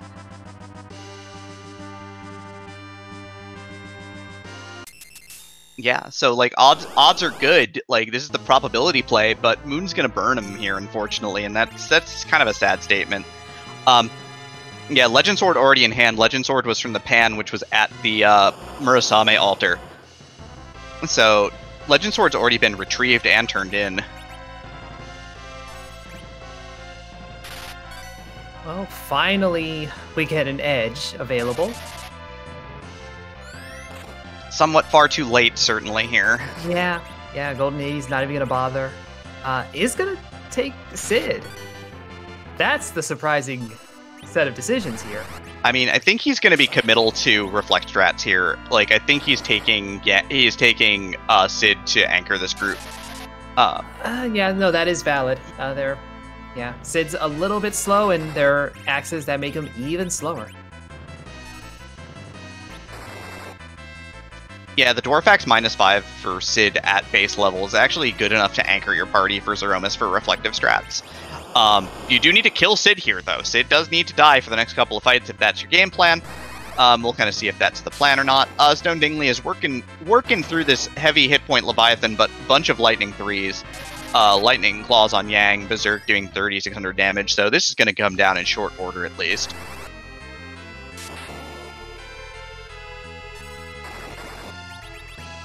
The only other big saving grace here is that to get to Reflect Strats here, there's still a fair bit of grinding that needs to be done on Golden Hades' side. His party is not Zeromus ready yet if Reflect Strats are on the table, and that's kind of what the game plan looks like here. Yeah, and unless he goes back to the moon, where you get, those big splashes of XP for fighting a boss, it's gonna be a bit of a grind. Stone Dingley does get through the Leviathan, finds a Sand Ruby. We're too late for a Cane. We're probably just too late. White Dress, though, best piece of gear in the game for Rosa, so gonna put that on the White Mage for protection purposes, and also probably for Zeromus DPS purposes at this point, because Stone Dingley's got a pile of experience points now.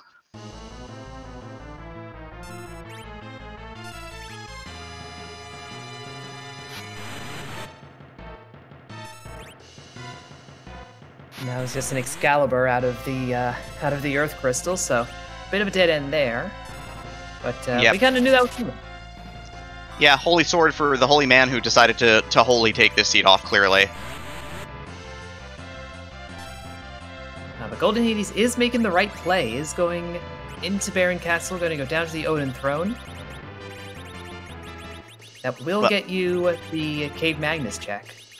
Yep, you and I both know that this is Golden Hades' last required check. He'll just need to go and remember to turn in the Pink Tail and then go kill Dark Elf at the Dark Elf spot and get the item from behind Dark Elf.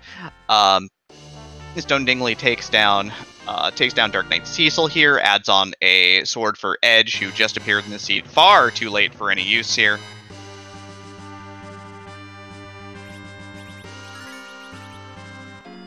And of course, this is one of the few times where having a mage party is such a gigantic boon, is that it makes this fight so much easier. Yeah, you haven't got to do anything clever with D-Lunars. Just do your AoE spells. It's strong. Yeah, just let it rock here. Let it rock, potentially even let it roll. Yeah, that sounds about right.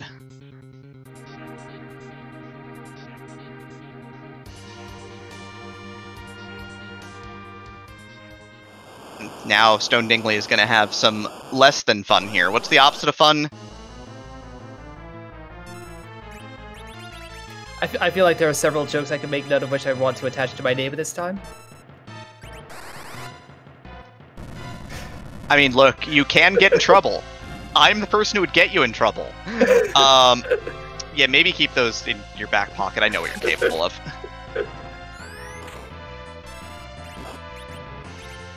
So, Golden Hades is in golden mode. I mean, go mode. Close enough, right?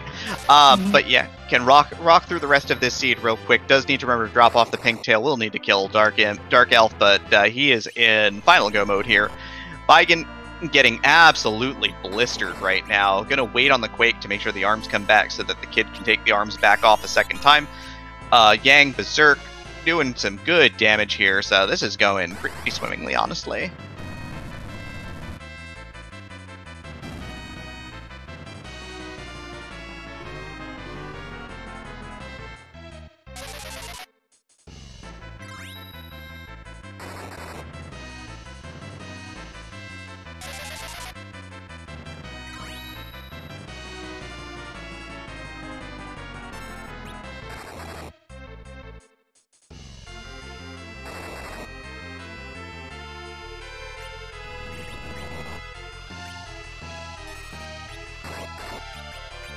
But yeah, this race is not over by any stretch of the imagination. The big advantage that Stone Dingley is going to get from this is that the moon is made of experience points and green cheese, but mostly experience points. Yeah, as you were saying earlier, Golden Hades, setting up that reflect strategy overall, you do need a fair amount of XP to prep that, and he doesn't have it yet. So he may get go mode first, may get that crystal first, but it's probably going to have to go grind a bit, and that's time that Stone Dingley can use to stumble upon the correct direction. Yeah, so this is still interesting. Like, this race is not over by any stretch of the imagination. These two runners are a lot closer than the race looks right now. Yeah, such is the way with such meaningful divergence. You end up looking like one person's way ahead, or the other one is lagging, and then all of a sudden they're at the Z fight at the same time.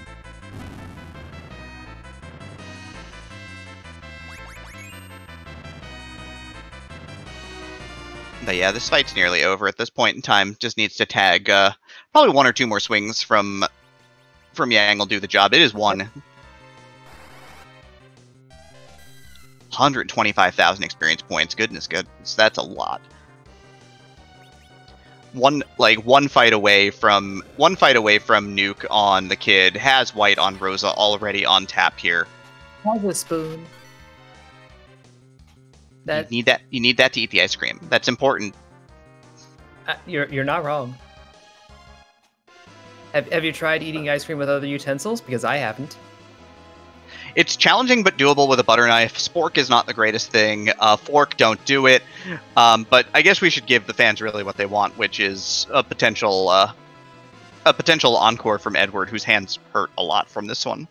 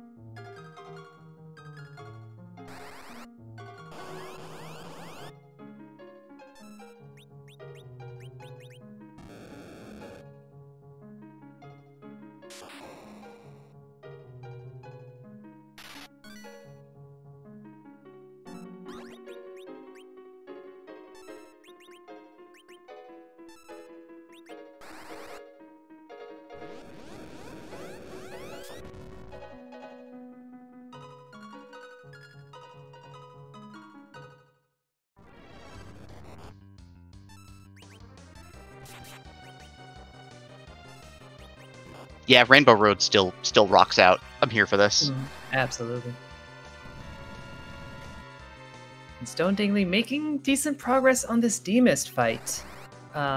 We know this is 2 item checks that aren't going to go anywhere, but he's probably feeling pleased finding this, you know, given that you're doing this key item hunt. This just doubles your possibility space.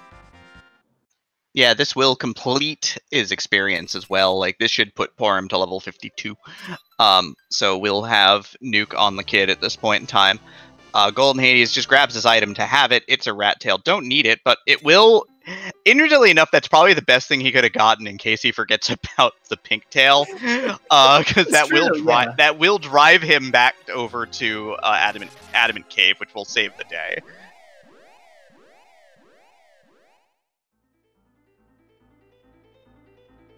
And as soon as Golden Hades does that, he will obtain his crystal and will officially be in go mode.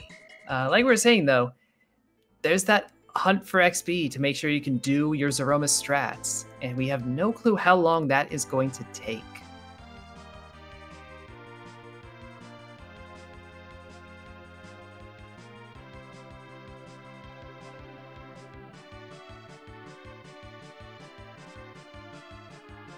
All right. Well, yeah. Now the clock is ticking. Certainly, we've got the Golden Hades grind, which he'll go to the moon for. Obviously, it's got to go up there anyway.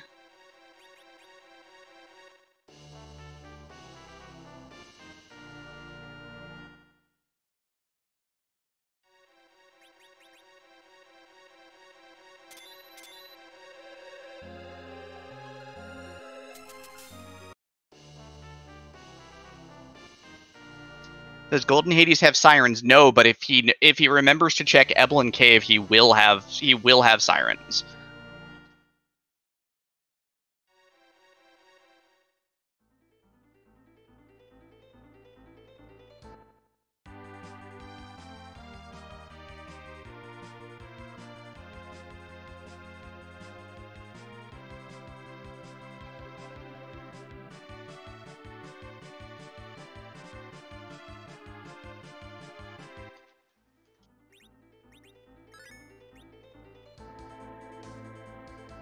Yeah, this Mist Dragon though has a pile of health, and it's going to take a minute to get through here, even at the Crystal Sword altar.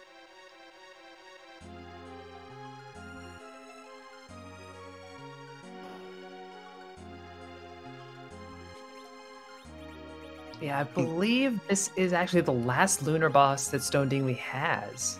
He's done all the other ones? Yeah, he did the topside. Both topside bosses are down already. Came down on the first go. On this go around, this is going to be the rest of the bosses. Again, likely to go check Mist Dragon for free and not get the pink tail here. We know no items are left at this point. We know that we're only going to get gear here. That had to have been an accidental reset from Golden Hades. No idea why you would reset out of that shop. May have accidentally sold something I didn't intend to. That's about it. Maybe sold the Dwarf Axe would be the only thing I could really think of here. But yeah, the holiest sword for the holiest man here. Sadly, taking the night off tonight. So, no Crystal Sword. Chat is chanting, sell it. They want to see someone ship a Crystal Sword right now. Look, selling a Crystal Sword is not asserting dominance over the seed. Throwing it in the trash is asserting dominance over the seed. Here's the thing, you don't have Cecil in your party, you can't assert dominance with a Crystal Sword. Well, you can't use it as a weapon, but you can use it as trash. You can't even use it as a thrown thingy. Yeah, but our runners, the 2 ships passing in the night here, Golden Hades headed back up, Stone Dingley, we'll see. He's got a decision to make here. Pale Dim we know is the right decision. Everything else we know is the wrong decision. We know D-Mist is definitely going to go first here, though. Absolutely.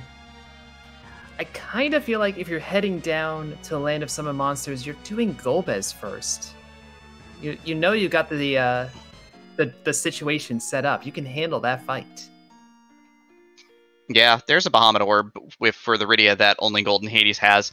The interesting thing here, yeah, Zoe's noting that the Earth Crystal is technically right, but also just going up into Tower of Zot and checking the boss is right. But what are the odds that Stone Dingley does that right now?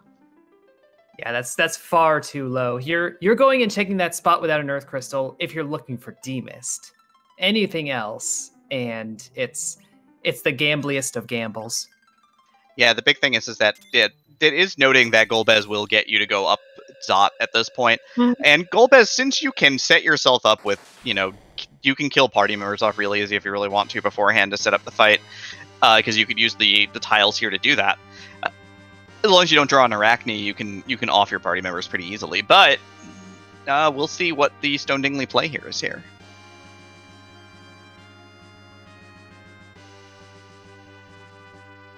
Yep, Pinktail is waiting for us on Pale Dim at Asura's seat.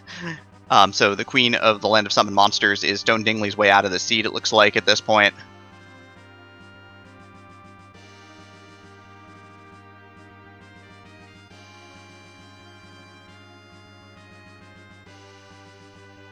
Yeah, this is going to be pretty tight, because Golden Hades needs to take Rydia to nuke here for a realistic speed kill here. And Dingley is doing Pale Dim first. Dingley making the call. Just needs to remember to kill Edward. I mean, look at Yang. Yang's rippling muscles just take that hit from Pale Dim and just keep on going. No damage at all, basically.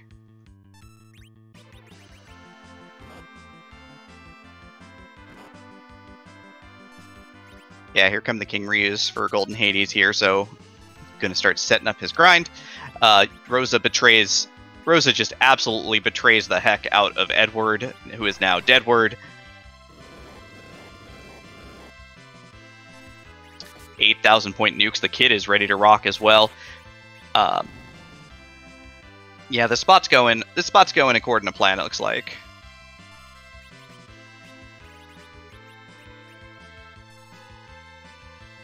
Pile of levels, pile of gear. This spot looks a lot less scary than when you're at like level 23. Yeah.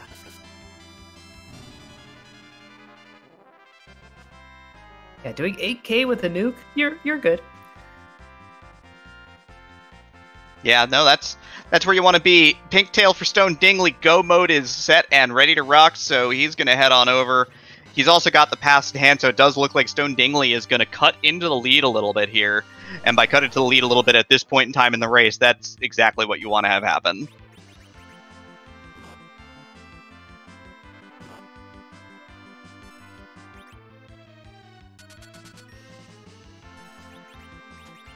Yeah, this is looking like a race that's going to be won or lost on Golden Hades' grind. How far he's willing to go, how long it takes to get there.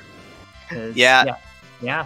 If he takes Palom alone to nuke and goes with nuke Fusoya, nuke Palom, White Rosa, and then just uses Lightning 3 on Rydia, that might be the correct play here. It's real close in terms of whether that's right or not. So if he takes Rydia all the way to nuke, it's likely that he'll lose the advantage of his fairly fast Aromas fight. Stone Dingley may do hybrid strats with Yang, decide to Zerk up Yang here, which would make for a slightly longer fight as well. So we'll see what the decision is here ultimately. Yeah, and to elaborate on what you're alluding to here, the benefit of doing reflect strats done properly and exclusively, Zeromus has like an HP refill about halfway through that only gets triggered when you do direct damage to Zeromus. So if you're doing reflects, you're basically cutting the HP pool in half to start. And that can be substantially faster. If Stone Dingley is going with these hybrid strats, he's probably going to have to chew through that entire pile. Yeah, obviously Golden Hades can't see what's going on right now, but Stone Dingley is on the way down to answer the question, the most important question in Free Enterprise today.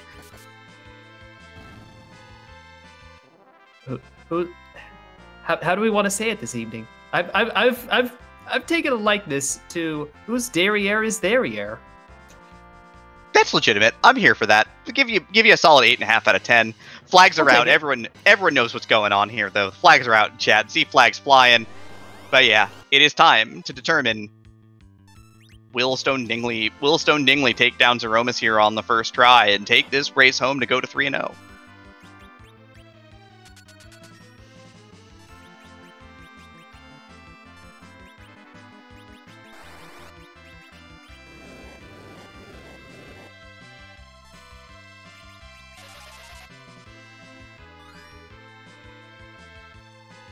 But yeah, Edward Anchor on deck here, and Zeromus is going to shake, and then here we go.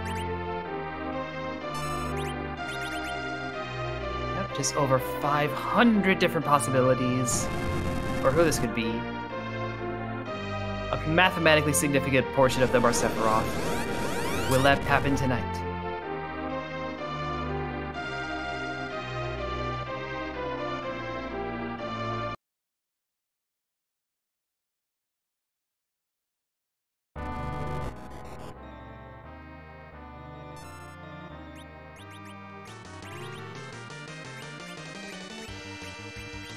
I hate this jerk. I hate him so much. It's General Dragon from Crystallis. So we're gonna get our Sword of Thunder out, and we're gonna charge it up all the way, and we're gonna wait for him to expose the center crystal just like now, and then we're gonna fire the lightning sword at him. We need to do this 3 times, but we do need a party member who's level 16. I think we're okay on that front. I don't know. I think Edward was down too often to even reach level 16. He's useless. We.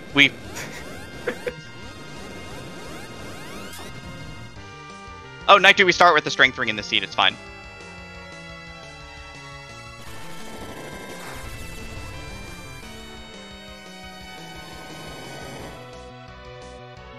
Crystallis is a cool game though. So, but yeah, so gonna set up the reflected nuke. First Big Bang goes off.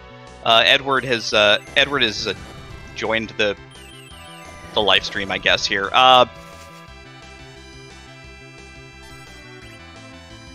But yeah, look at those reflected whites. White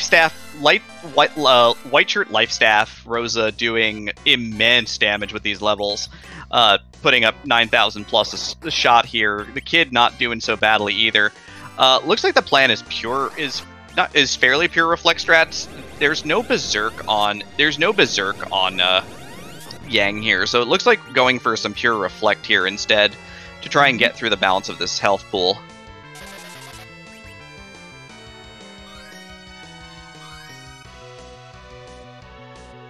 Yeah, and not like we need it with this party, but if you're doing full reflect strats, having a Yang around is still pretty valuable.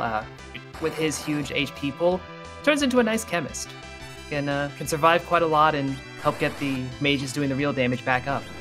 Yeah, I mean, Big Bang 2 is about to fly here. The big problem, of course, is that the kid is in a dangerous health spot here.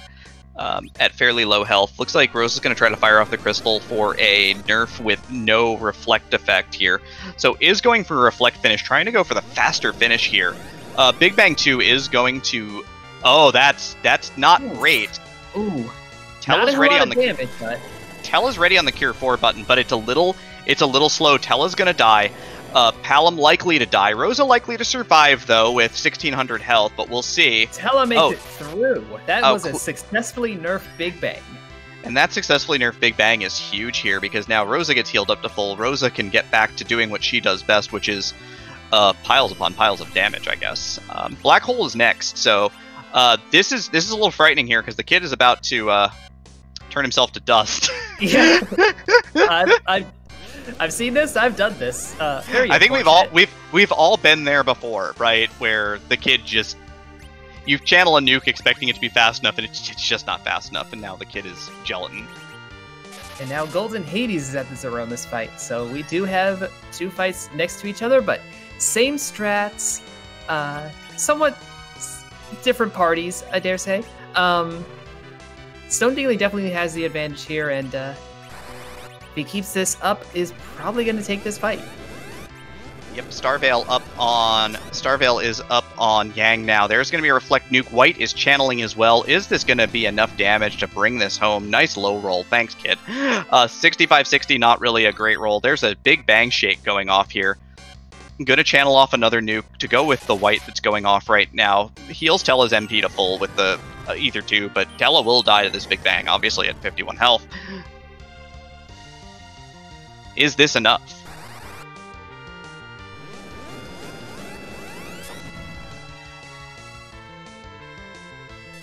Mistargets the nuke, and Palom is not having a good day today. Oof. Now Tella is not going to be having a good day. Hopefully Yep. Rosa is still having an okay day. Yep, still alive. Yeah, Rosa's just fine here. You know, little life potion here. I'm gonna cure for the kid for safety here. This fight's being a little bit chunky right now. Kid dies to virus though. Needs to throw the elixir. There's an elixir that you start these flags with, and boy, if there were a time for it right now, well, yeah, this is when you do it. This would be the time to save the day. Golden Hades getting off the ground right now, starting the fight. Cure 4 going to go off before the Star Veil. Rosa's Cure 4 is going to do like a billion healing here, though. Tops off the party completely. Reflect on the kid. Yang is going to parry. Don't want to punch and accidentally transition into phase 2 here. Counter nuke for Golden Hades hits Rosa for nothing, basically. 400 damage here. The nukes are flying right now. Just lots of reflected damage for Golden Hades. Fight stable for Stone Dingley. Reflect nuke does go off. 60-40. Rosa channeling right now. Fight still going. Fight's not over yet. Setting up the crystal for a potential nerf here. White is going to land, and this is going to hurt. This should do the deed. It is going to hit for quad 9s. If you're going to go out in style. That's how you do. Golden Hades charging back, but it's just not gonna be enough at this point in time. Hour 46 and 50 seconds is the official time, but man, whew. What a finish there. There were plenty of Big Bang shakes that I thought for a split second was the finish, but Zeromus wanted to hold on, wanted to keep it interesting, and certainly kept it interesting. But that is 3-0 for Stone Dingley. That is a finish. That is GG. We're gonna take a moment. Yeah, gonna do a little bit of breathing here.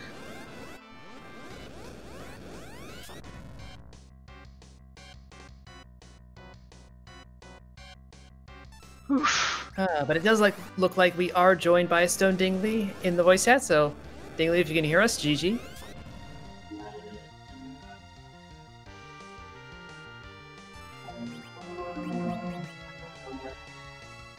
We are not hearing you. Seems that the microphone is not plugged in.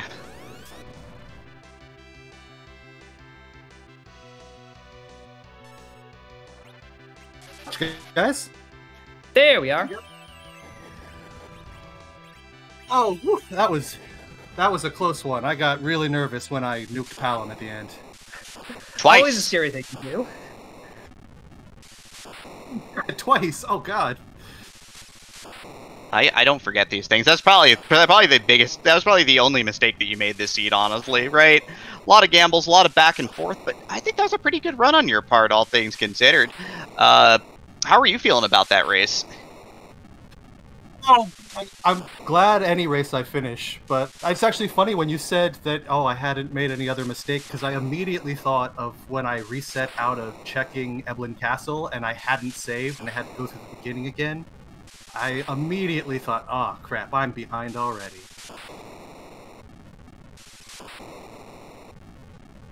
Yeah, I mean, those little things can add up, but you wound up with such wild route divergence.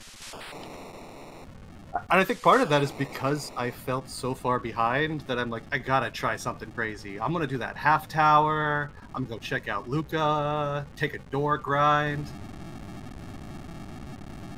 You door ground. You're like my favorite runner today, as opposed to the runners from yesterday who were my favorite runners yesterday who killed doors. That one was just for you, Demarine. Yay! But I mean, if you need 100,000 experience to get Yang online, that's a good way to do it. And it also helps to remember that Wall takes more than 25 MP, because don't go into an extra fight without it. Yeah, that happens on occasion. That's kind of tough. You learn something new every day.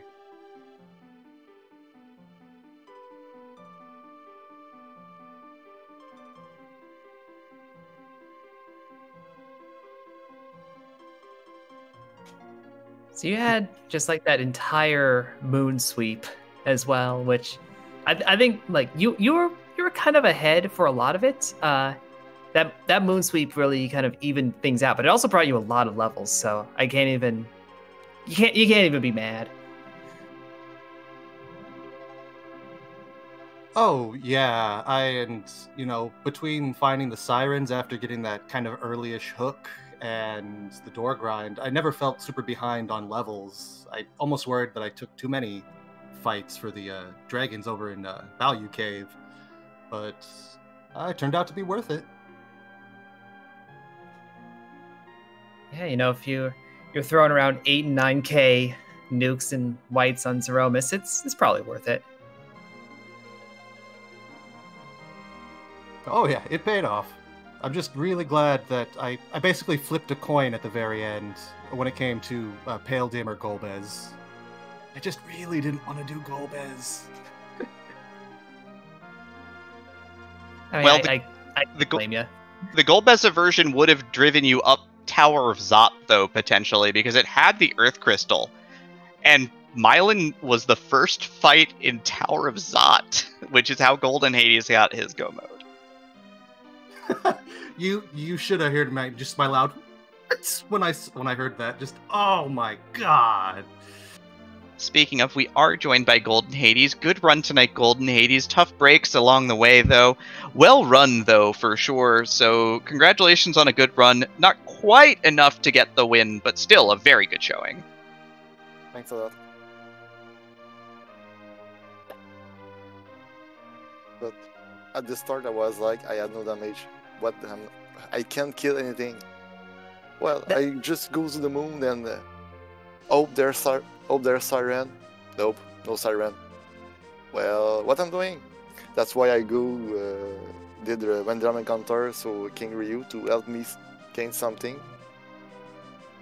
I was hoping for a free boss on moon, but even DKC did not give me anything, so I just go back.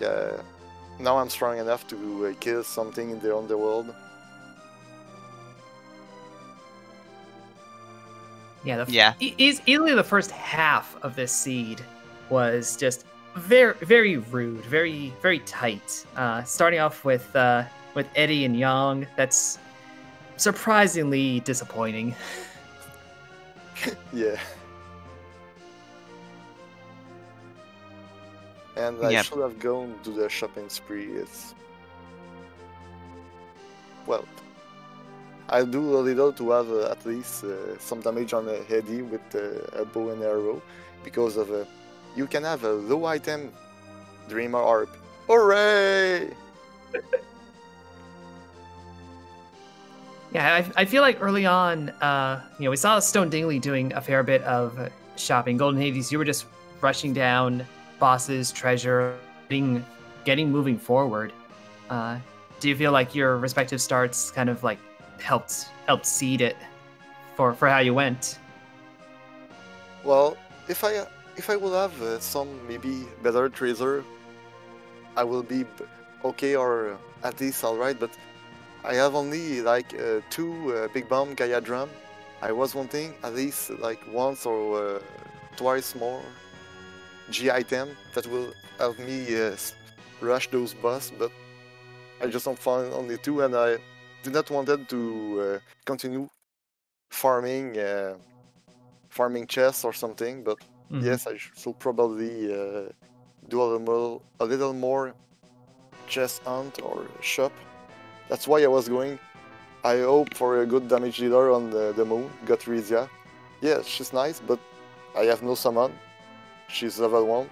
I don't think I'll be able to take Underworld with Rizia level 1. Yeah, it's a bit tricky. Yeah, and I lost too much time the first time I go to the gold base. I was like, damn, it do not do enough damage. My wall will reflect, so I tried to life Young for him to make another Star Veil, but was not speed enough for it.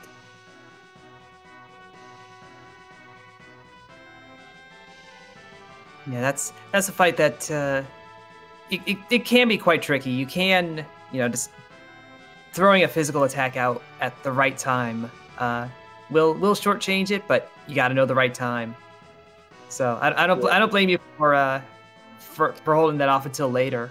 Yeah, I kind of forget for the auto attack there, but I knew that Leviathan had around 35k HP, and the first I did not count the HP, but I knew I was like 15-20 HP, so it's not even close for it. So yeah.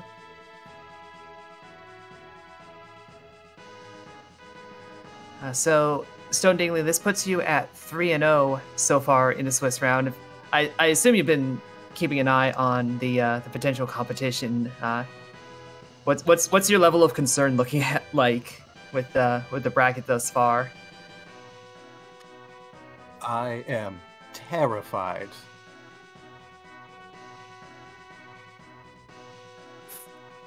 So many really good people in there. I mean, even honestly, if I was doing 2-1 next week, I'd still be pretty scared because there's just so many really, really good people in this tournament. And I don't know. I'm hoping that I was going to say get lucky, but like I can't imagine that there's another person that's going to be in 3-0 that I'm not going to be like, oh crap, that person, they're definitely going to be. Yeah, it is proving to be a surprisingly strong field for this event. I would say I'm glad I'm not racing, but I was never going to be racing. So my hat is off to both of you for being willing to participate like this and to show the level of skill that you have. well, it's fun to do some race just for fun like that, but going in a community and doing some restream and having you commentating our game is even the best. It's fun just to do the game and after just rewatch what we had done, what we did. Just everything like that. It's fun to have that community. Thanks for yourself, the restreamer, tracker, the YouTube, the commentator, all the community. Everyone's great for that. We appreciate that. And yes, a big shout out to Lady Starscream taking care of the restream, Zoe Vermillion taking care of the tracking, and to my co-host, Demarine, too. Do you want to sign us off for the evening? Yeah, absolutely. Let me take us home right now. Of course, we're done for the night. Come back tomorrow. But that's part of it here. Let's take a look at tomorrow's runs, because that's super important, right? Coming up tomorrow, we've got a matinee race, 2 p.m. Eastern Time here on the flagship Free Enterprise. Dishmu 619 is going to duel it out with Woobear in the afternoon. For those of us who are home, that's going to include me. I will be there. I hope you're there too.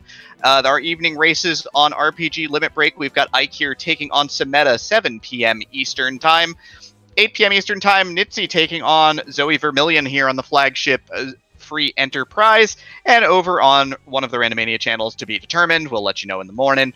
Slippery is going to be taken on Jeebus at 9 p.m., so another slate of 4 really good races tomorrow. Hupfin, it was, of course, an absolute pleasure to get to hang out with you for the entirety of this run, and I had a ton of fun, and I hope you did too.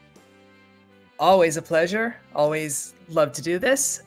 So, yeah, we are sending you... let me double check. Yep, we are going to ship everybody off to Spoonie. Spoonie? Yep. Yeah, who is doing some vanilla. She has been learning the Paladin % run and probably going to move on to later runs later, hopefully. But she's a ton of fun. She's a good friend to the community and just a generally awesome person, so you should go hang out with her. But, of course, at this point in time, I'm going to go hang out with some dessert and then maybe get some rest. But thank you all again. Take care. Have a good night, folks.